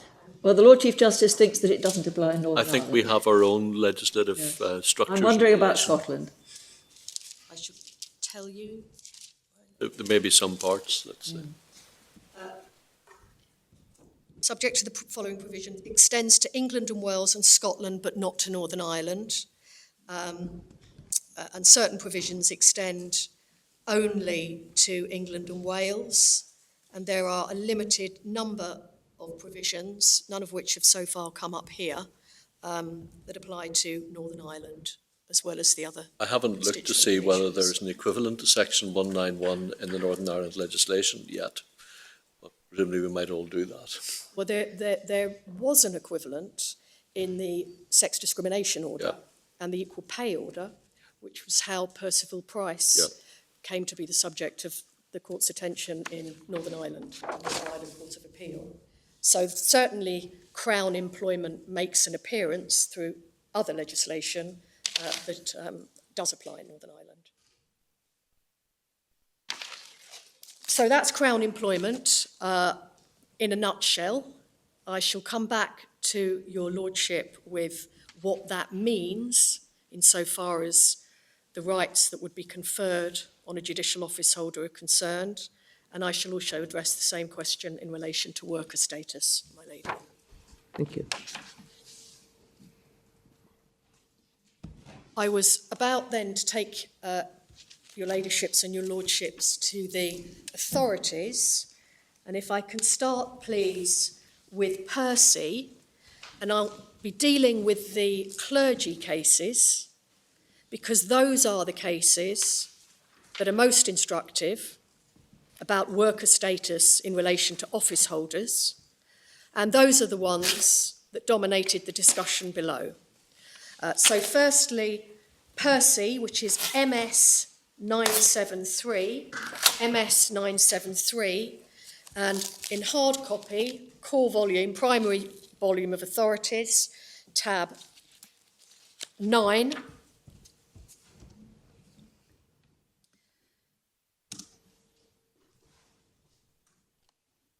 I'm sorry to take you back to section 1913. Crown employment means employment under of the purpose of government department or any officer or body exercising on behalf of the Crown functions conferred by a statutory provision. Presumably, you would argue that if it can be said that Crown employment in the first iteration doesn't cover a judicial officer, it's certainly not possible to argue that a judicial officer is doing other than exercising on behalf of the Crown functions conferred by a statutory provision? Well, the Crown employment is concerned with employment for the purposes of an officer or a body exercising on behalf of the Crown. Yeah, well, it seems that there are two It's still options, aren't there? purposes of. Crossing through government department, because it's not said that judicial office holders, not said by the appellant that judicial office holders work for a government department. No. So the applicable clauses in this Act, Crown employment means employment for the purposes of any officer or body exercising on behalf of the Crown functions conferred by a statutory provision. So it's the appellant's case that this should be read as, in this Act, Crown employment means employment for the purposes of the Lord Chancellor, exercising, that is the Lord Chancellor, on behalf of the Crown, functions conferred by a statutory provision.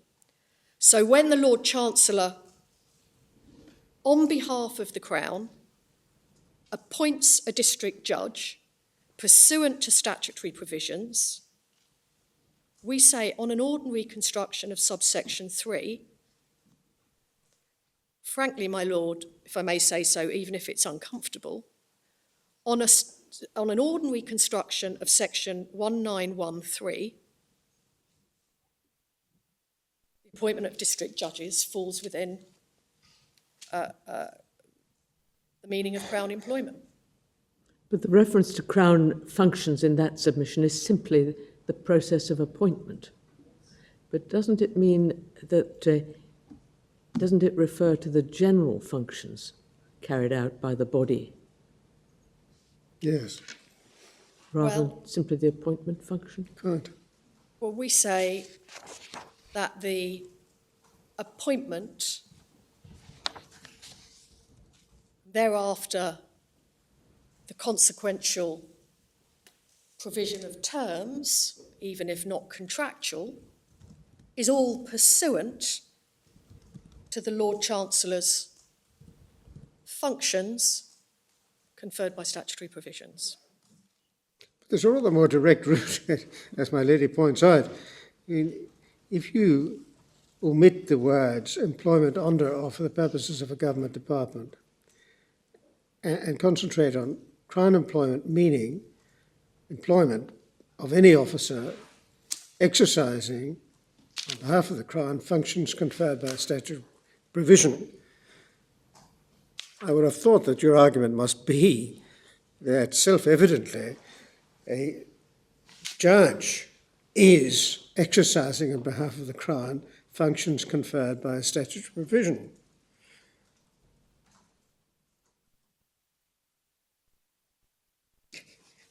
My Lord, I think... How much do you miss out? Yes. Beg your pardon? How much do you miss out? Well, Well, I think think you that- can't avoid employment, which has been my first But inclination, But employment in this context means Crown employment. It doesn't mean Section 230 employment. And in my submission, one reads Section 1913 in this way. Crown employment means employment for the purposes of the Lord Chancellor exercising on behalf of the Crown, it's the Lord Chancellor, functions conferred by a statutory provision. Indeed, if your ladyship's or my lord's concern was that, well, that only deals with appointment. no, my impression is that it deals with far more than appointment. It deals with the functions carried out by a judge. And that, I think, is my lady's point. Anyway, perhaps we'll reflect upon that.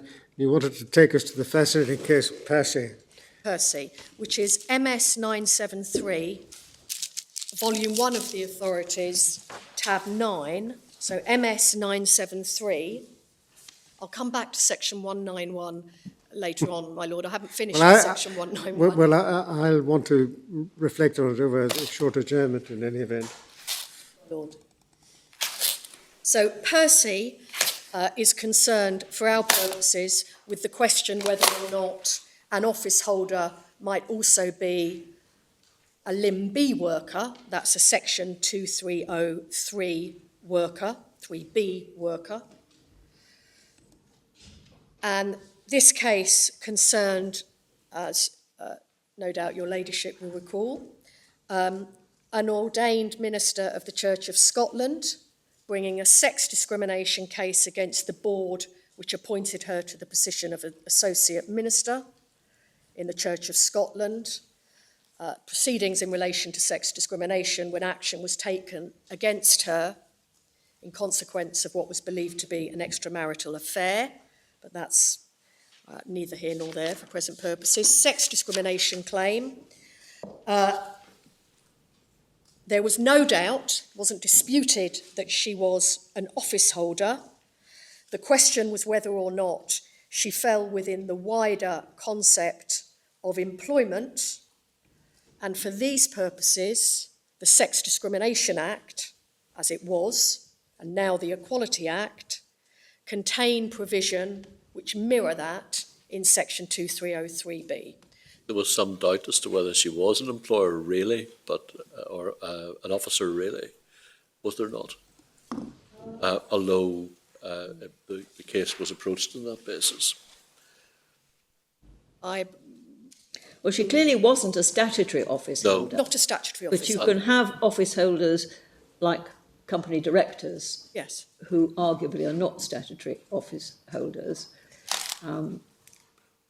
Well, I was looking at paragraph 148.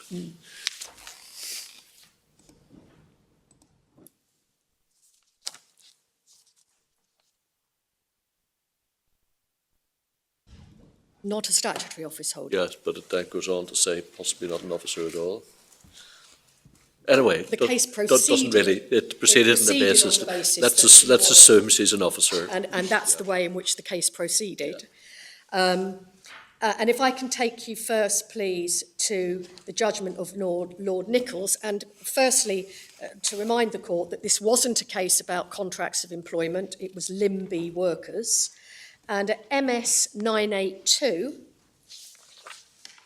paragraph 13, first of all, dealing with that distinction, so whether or not this is an employment contract, identifying the distinction. Paragraph 13, that's not the issue in the present case. Ms. Percy's claim is based on sex discrimination. The statutory prerequisite for a sex discrimination claim is expressed in wider terms. The Sex Discrimination Act prohibits discrimination as defined in Section 1 in relation to employment.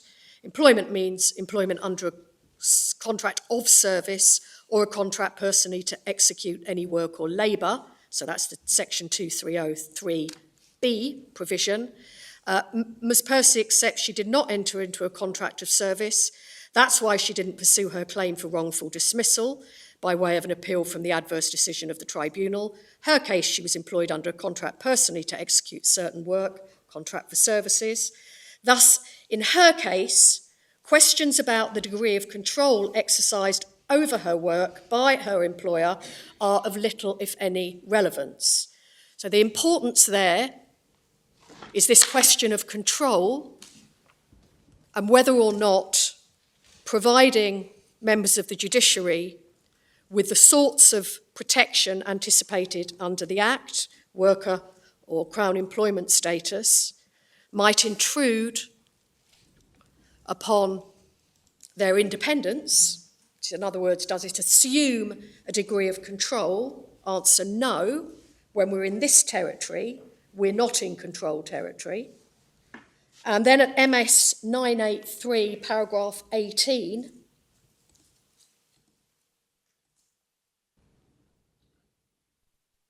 the last 5 lines of paragraph 18, the question is not. The question is not whether Ms. Percy held an office. The issue is whether she'd entered into a contract under which she agreed to provide defined service. Holding an office, even in an ecclesiastic office, and the existence of a contract to provide services are not necessarily mutually exclusive, and we make the same point. There's no necessary tension between the holding of office and the presence of a contract. And paragraph 20, MS 984,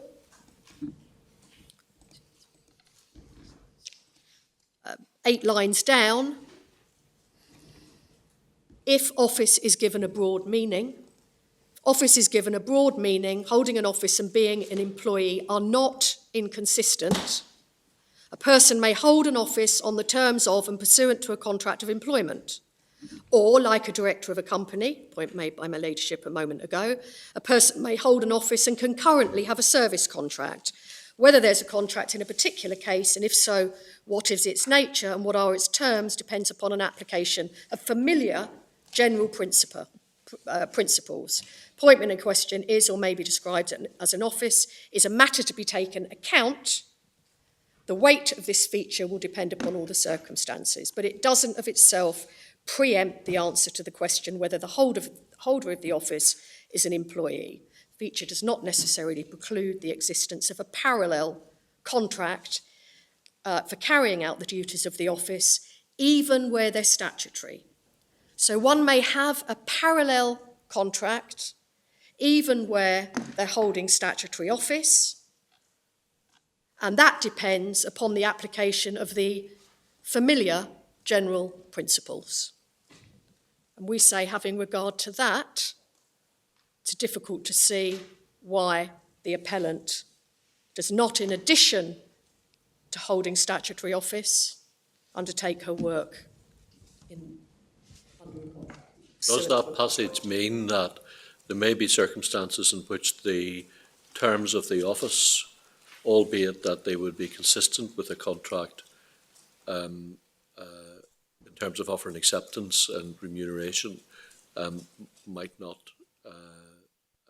qualify as such? In other words, that you have to look at the office and as part of the exercise in getting to whether or not there is a contract?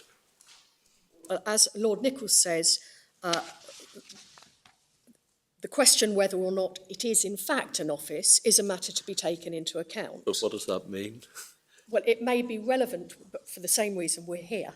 And it's, it may be relevant to answering the question, is this truly a contractual relationship, or are these terms simply incidental to the holding of the office? But even if they, I mean, my understanding of your submission was that even if they are incidental to the holding of the office, that one looks at them and if they're also consistent with a contract, that you find that there's a parallel contract.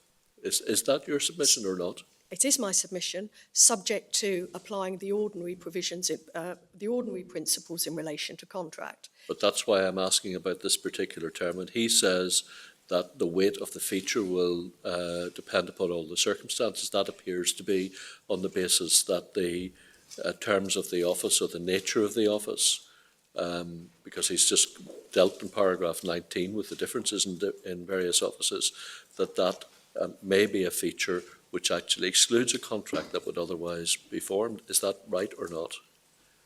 It's a matter to be taken into account. So, my Lord, if I can give your Lordship an example. If the terms of the document, the memorandum, related to salary, retirement age, courts in which the appellant was authorised to sit, the fact that she was subject to welfare arrangements made by the Lord Chief Justice, pursuant to his duties under the Constitutional Reform Act, one would say, well, this does not constitute, in all likelihood, one would say this does not constitute a contract. These are simply terms that are incidental and, in fact, statutorily prescribed to the office. That would be my submission. So the issue for us going back to this case is in looking at the decision of the Employment Tribunal, because that was the original decision maker on this particular point, is whether the judge was right to conclude that the extra terms, as it were incidental to the office. Is that really what it comes down to? It does, but in determining whether or not they are truly incidental, one is also looking at the terms provided for by the statute. So, as your Lordship will recall, in the Court of Appeal, Lord Justice Underhill made much of the fact that the terms did not derive from the memorandum,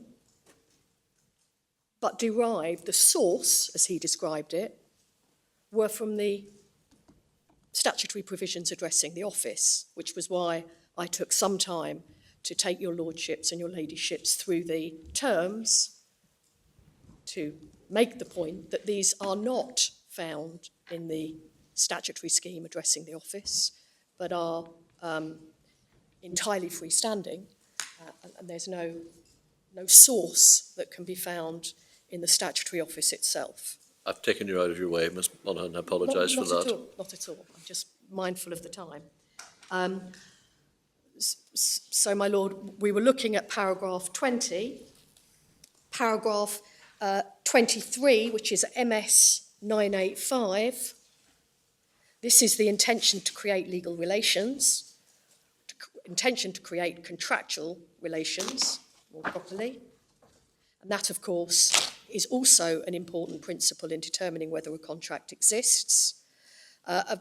Paragraph 23, a further strand in the authorities, most notably in the judgment of Lord Justice Mummery, concerns the absence of an intention to create legal relations. There are indeed many arrangements or happenings in church matters where, viewed objectively on ordinary principles, the parties cannot be taken to have intended to enter into a legally binding contract. The matters relied upon are a good example of this. The nature of the lifelong relationship. Pausing there, your ladyships and your lordships will see why I was keen to emphasise the matters that emerge from the statutory provisions and the contractual, if your lordships are with me and your ladyships are with me, contractual terms applicable to district judges. Nature of the lifelong relationship between the church and a minister. The fact that he could not unilaterally resign from the ministry, not a matter here. Of course, the appellant can resign. The nature of his stipend and so forth. All of these matters made it impossible to suppose that any legally binding contract came into being between an ordained minister and the church. My submission was simply not in that territory here. This is not a lifelong appointment.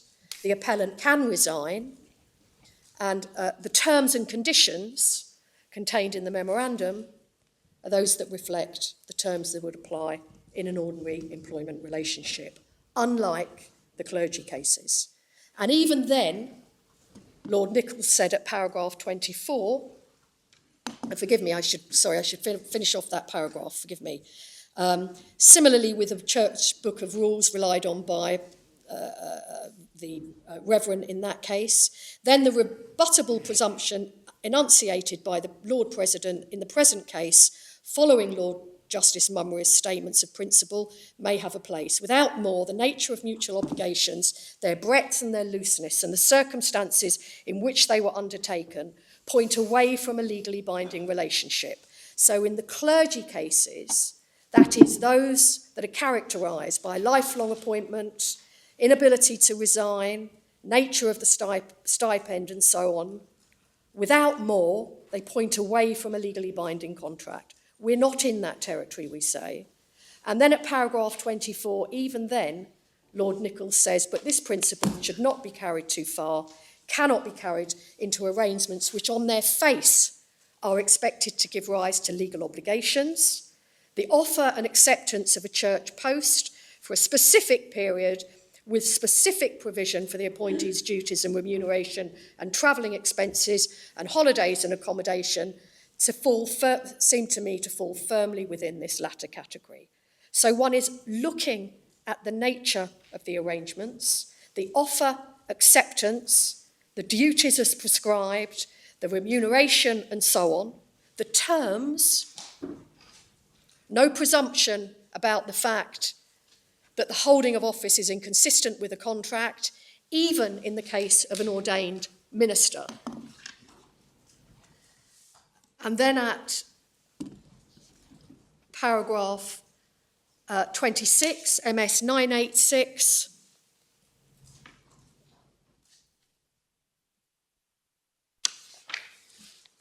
paragraph 26, the context in which this issue normally arises, that is, whether there's a contract, today is statutory protection for employees. Given this context, in my view, it's time to recognise that employment arrangements between a church and its ministers should not likely be taken as intended to have no legal effect, and in consequence, ministers denied this protection. We make the same point in relation to judges.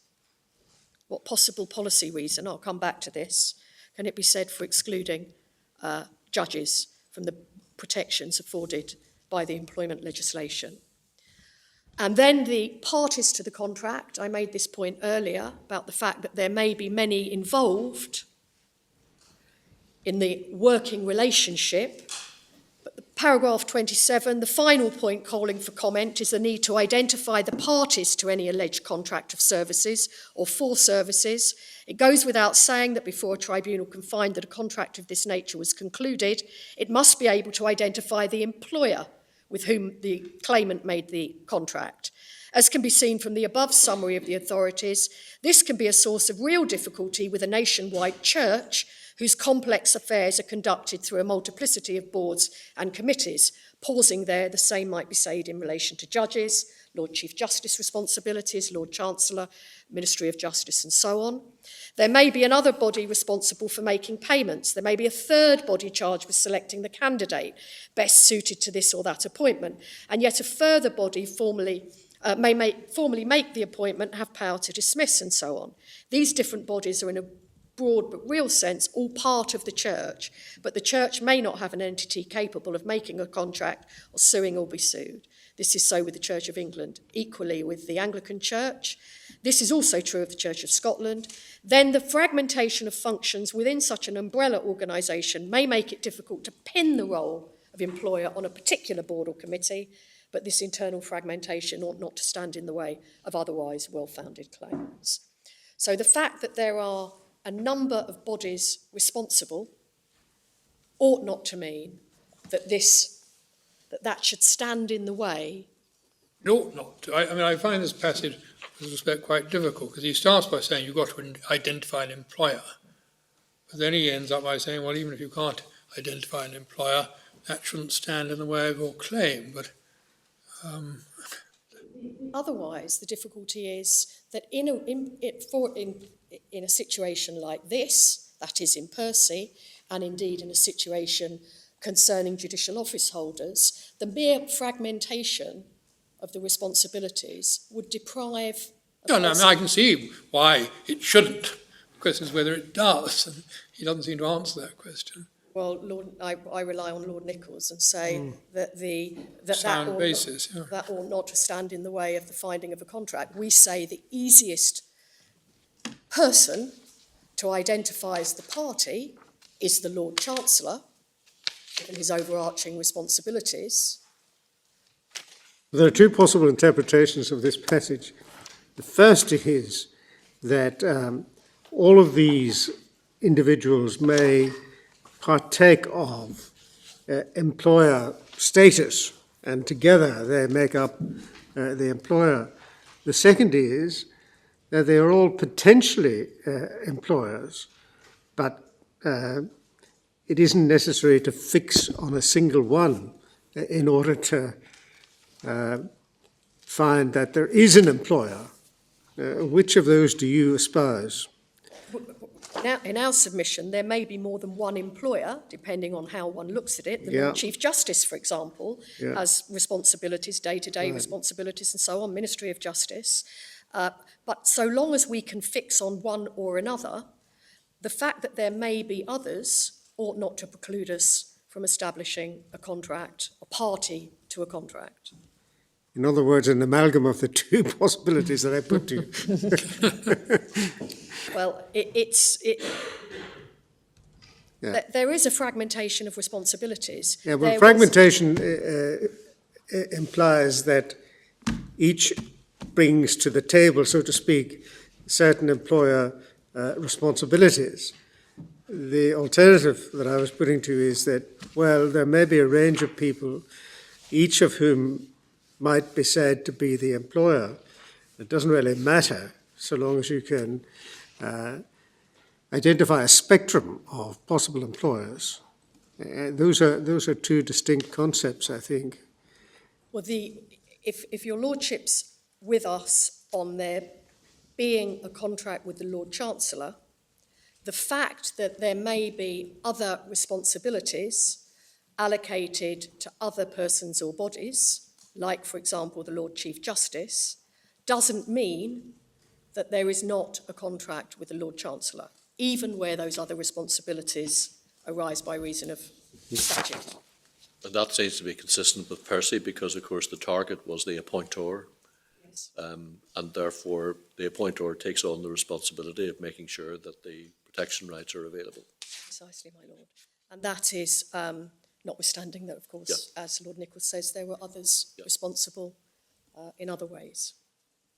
Your lordship doesn't look convinced. No, I'm reflecting. Yes, my lord. Because in the final analysis, it may not signify whatever approach one takes to it. It's just that one would like to find one's way through this thicket. Well, the way through the thicket is, in my submission, how I've described it. Yeah. There is a contract with the Well, I Lord think Chancellor. It's the best target. You have two ways through the thicket. It doesn't matter which one you take, No. which may be the right answer. And then I'm very, very conscious of the time. But if I can ask you all, ladyships and your lordships, please, to look at paragraph 42, which is MS 989.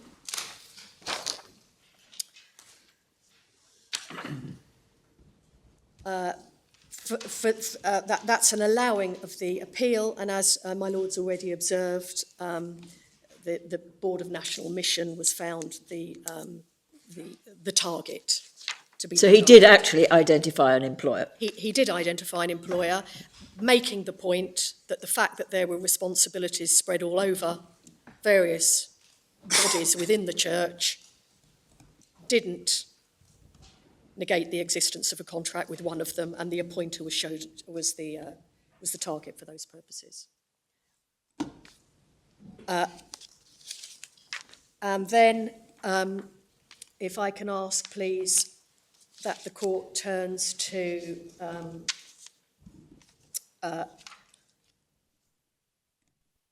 the judgment of Lord Hope. I'm skipping over the dissent of Lord Hoffman. I only identify it at all because your ladyships and your lordships may have picked up that Lord Justice Underhill referred to the dissenting judgment of Lord Hoffman, referring to two paragraphs in particular, but in my submission, the judgments of the majority should be preferred. Lord Hope, if I can ask, please, the court to look at MS 998.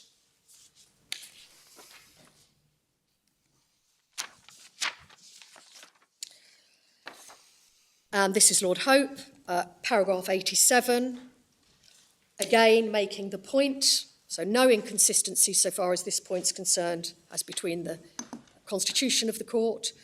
87, the holding of an office and being an employee are not necessarily inconsistent with each other. This is possible because it's possible to conceive of the existence of a contract which sets out the duties that are to be performed, which could lead to the conclusion that the office holder was an employee. And then paragraph 105 to 107,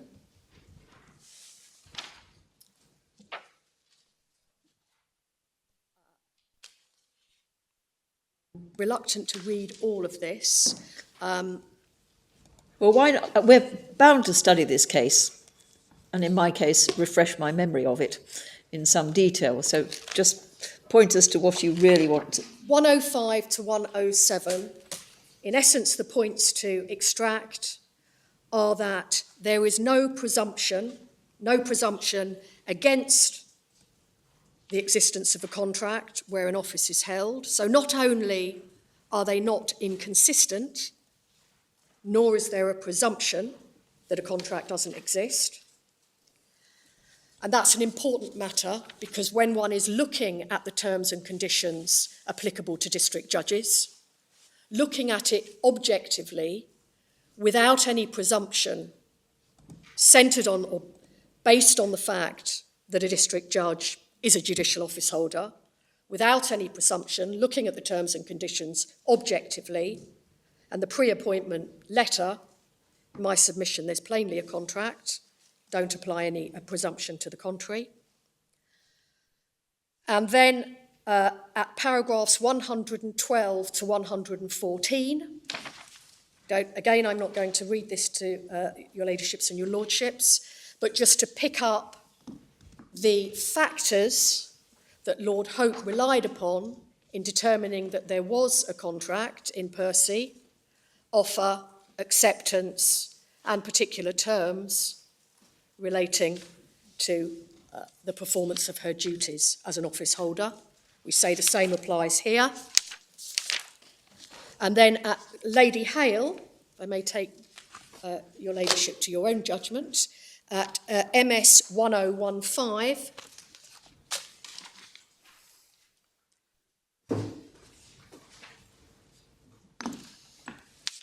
at paragraph 142, 1016, so paragraph 142. Again, I won't read it to you, but makes the same point that there may be, in parallel to the holding of an office, an employment relationship. So the common law's distinction between a servant and an office holder, your ladyship says, is of not much help. They may coexist.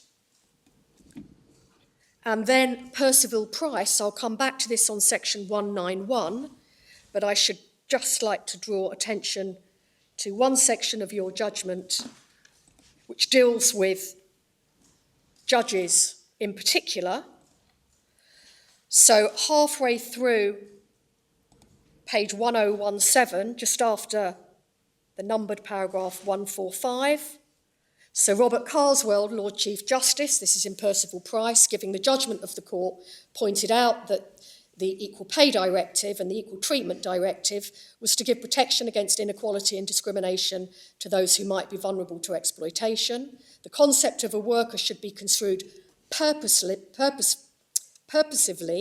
by reference to this objective, and then citing Percival Price, all judges at whatever level share common characteristics. They all must enjoy independence of decision without direction from any source, which the respondents quite rightly defended as an essential part of their work. They all need some organisation of their sittings, whether it to be prescribed by the President or the court service or more loosely arranged in a collegiate fashion. They're all expected to work during defined times and periods, whether they be rigidly laid down or managed by the judges themselves. They're not free agents to work as when they choose, as are self-employed persons. Their office accordingly partakes of some of the characteristics of employment. And then your ladyship says at paragraph 146, having set out that, I've quoted these words at length because they illustrate how the essential distinction is, as Harvey says, between the employed and the self-employed. The fact that the worker has very considerable freedom and independence in how she performs the duties of her office does not take her outside the definition. Judges are servants of the law in the sense that the law governs all that they do and decide, just as clergy are servants of God in the sense that God's word, as interpreted in the doctrines of their faith, governs all that they practice, preach and teach. That does not mean that they cannot be workers or in employment of those who decide how the ministry should be put to the service of the church. And in my submission, your ladyship there is analoguing the position of judges, even with the degree of independence that they have, to the position of those ordained ministers. And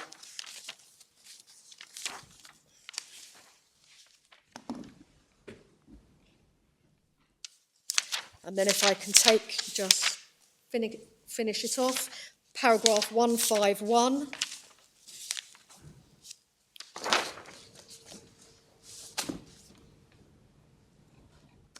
The Percival, paragraph 1018, paragraph 147, the Percival Price case, this is Employment Tribunal judges, was not concerned with non-statutory office holders, but it would be inconsistent with its reasoning if non-statutory holders were in a worse position, and so on. So in other words, Percival Price, Employment Tribunal judges, statutory office holders, as we'll come to, protected by the provisions addressing discrimination, and non-statutory office holders like Percy, not in a worse position. So, my lords and my ladies, that's all I have to say about Percy. So, tying that up, no presumption against a contract where there's an office, whether statutory or not statutory, no distinction to be drawn there. The fact that there is independence, so far as the judiciary are concerned, highly protected independence, judicial independence, doesn't mean there can't be a contract. As I've sought to emphasise, the question is looking at the relevant documents, whether they are indicative of a contract, having regard to normal general principles. That will include having regard to the question whether they are simply incidental to the office, salary, age of retirement, and so on, or something otherwise.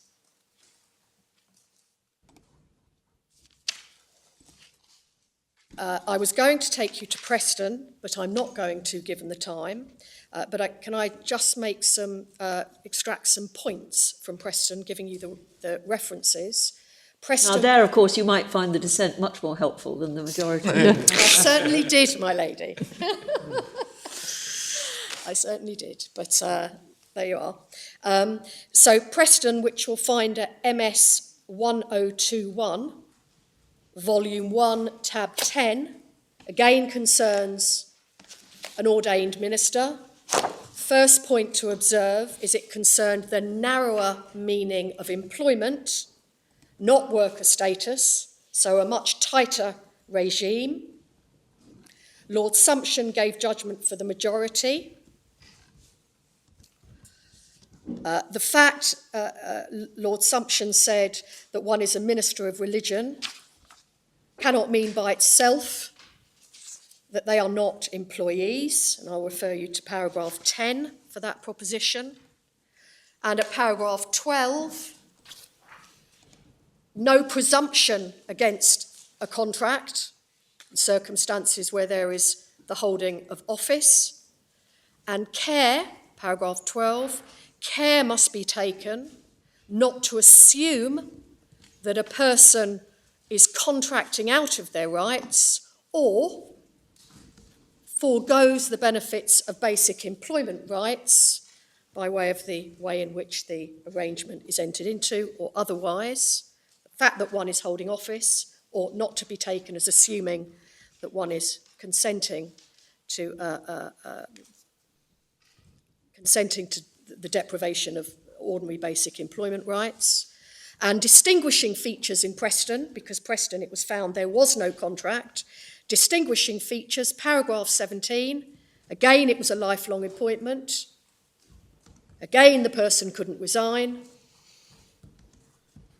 and the terms, paragraph 19, were not drafted by way of salary and so on. There wasn't a wage work bargain, but was much closer to Percy, but a tighter relationship depended upon that is employment status. So although the result in Preston was different, and one must have regard to the fact that it was concerned with contracts of employment, not worker status, the result was different. There's nothing in my submission that undermines the holdings or the reasoning in per se. And before lunch, if I can just address the judiciary cases, again, I'm not going to take you to them because in my submission, they don't assist at all. So I shall just deal with them very quickly, if I may, in the 12 minutes I have. Those cases are Terrell, MS 2984, Volume 6, Tab 72. Terrell, it is a 1953 case concerning the determination of a judicial appointment overseas, one of the ex-colonies, contended that the Act of Settlement applied, court held no, and that couldn't, the right to dismiss at will, absent the application of the Act, apply, the right to dismiss at will couldn't be removed by any contractual arrangement. In my submission, although this case was referred to below, it is of absolutely no significance here at all. Different judicial arrangements, completely, and question whether or not the right under the royal prerogative to dismiss at will could be removed by contract. No, doesn't help here. Second one is Knight, MS 2158, Volume 4, Tab 53. This is a 1979 Employment Appeal Tribunal case concerning a justice of the peace seeking to rely on the Sex Discrimination Act, held there was no contract, found that there was no contract under which the justice of the peace was engaged, but in so holding, the Employment Appeal Tribunal applied the presumption that given there was an office held, there would be no contract, and that presumption no longer applies. See Percy and Preston. So an old case, 1979, and in terms of employment law, that is a very old case indeed, but in any event, applying pre-Percy and Preston presumptions that were disapproved of.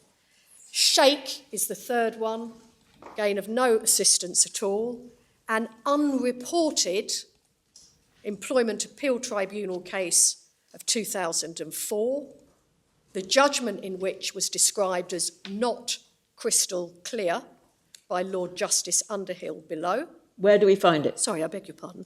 There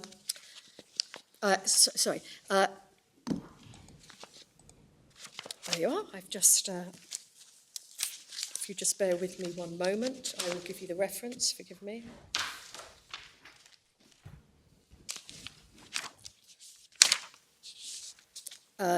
Volume 5, tab 67, Volume 5, tab 67, which is at MS 2797, MS 272797, Volume 5, tab 67.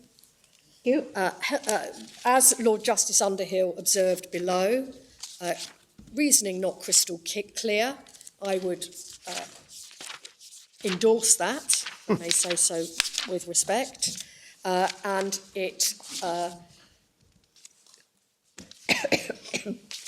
concerns, again, statutory tribunal judges. This was a Social Security Appeal Tribunal, held there was a statutory office, did not consider the broader meaning of employment under the Sex Discrimination Act, but looked at it through the prism of a contract of service, that's an employment contract,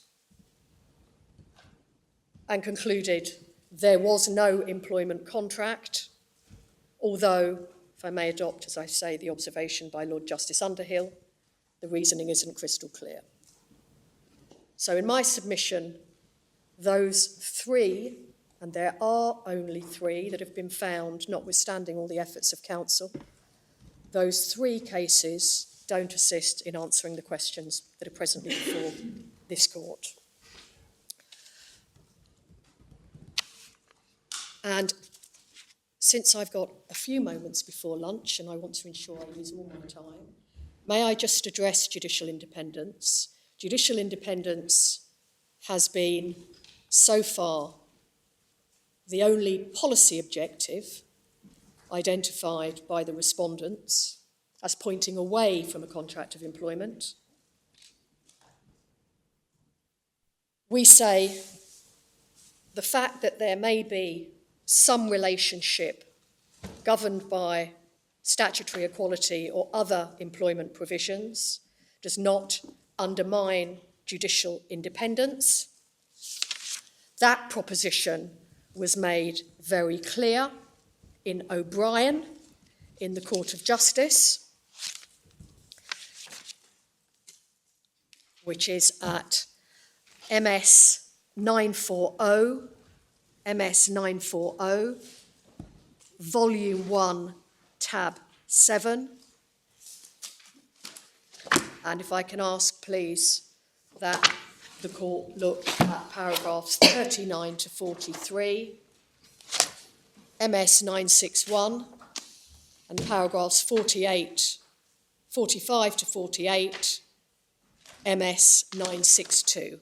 So your lordships and your ladyship will recall that O'Brien recorders, judicial office holders, went to the Court of Justice on the question whether or not they were workers for the purposes of EU law. It was argued before the Court of Justice that if they were to be found to be workers, that would undermine judicial independence, their independence as judicial office holders. Court of Justice said no. That doesn't help insofar as this case is concerned, because we're not in the scope of EU law. It doesn't help for the purposes of deciding whether we're workers, but it does give an indication that there is no undermining of the principle of judicial independence simply by the establishment of a worker relationship.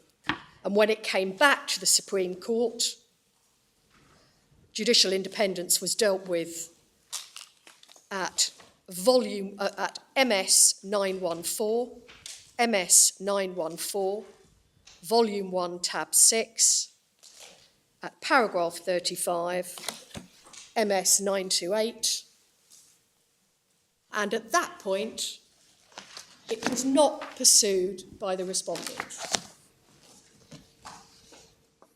So in O'Brien, Court of Justice says conferring employment rights and treating judges as workers doesn't undermine judicial independence. The only policy objection so far in this case. And when it went back to the Supreme Court following the referral to the Court of Justice, the impediment or impairing of judicial independence wasn't relied upon by the respondent. We say there's nothing to suggest that it would do so. No reason why conferring employment rights on judges would undermine their independence as judicial office holders. In fact, we say quite the converse. Judges having rights that grant them security and the freedom to whistleblow is likely to enhance their independence. And one final point, again, I won't take you to it, but Bates van Winkelhoff, MS 1923, at 1934, tab 41, volume 3, at paragraph 39, the fact that one is a Limb B worker, that is, has worker status, does not imply any subordination.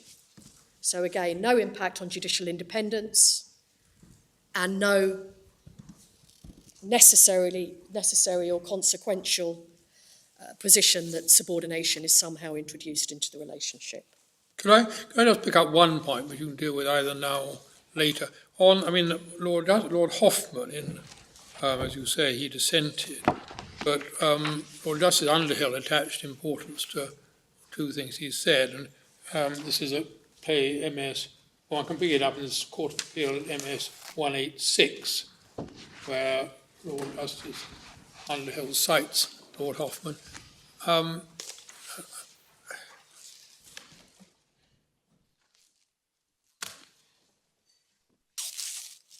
And at the bottom, where Lord Hoffman says, there was plainly an intention to create legal relations, but those legal relations were not a contract of employment. They were an appointment to a well-recognised office, imposing legal duties and conferring legal rights. Now, do you accept that that's a sufficient statement of a judicial office which may exist without being a contract of employment? And you say, C. Percy, that it doesn't exclude a contract, but is there a legal entity, is an office, which creates legal duties and rights without being a contract? Yes. So that's, in my submission, there must be. Yeah. The mere existence of an office creates a legal relationship. Indeed, there are statutory rights or Yes. obligations conferred. I mean, I had always rather assumed I was sitting here that I'm holding an office. It hadn't occurred to me that it might be a contract as well. But presumably someone can force me to come and sit here if necessary. I mean, I'm under a legal obligation to sit here whether or not I'm holding a contract of employment.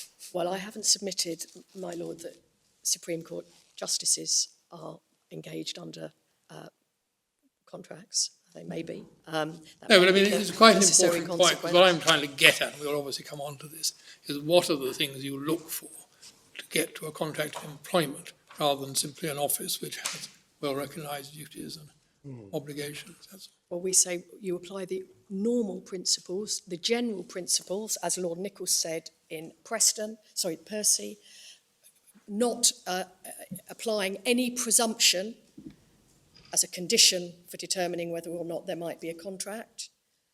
You look at the documents and the intentions of the parties in just the same way as would apply in relation to any other contract, bringing no presumption, making no assumptions about what the proper answer is. Thank you. It's now 1 o'clock. That looks like a very convenient moment. We'll now adjourn until 2 o'clock.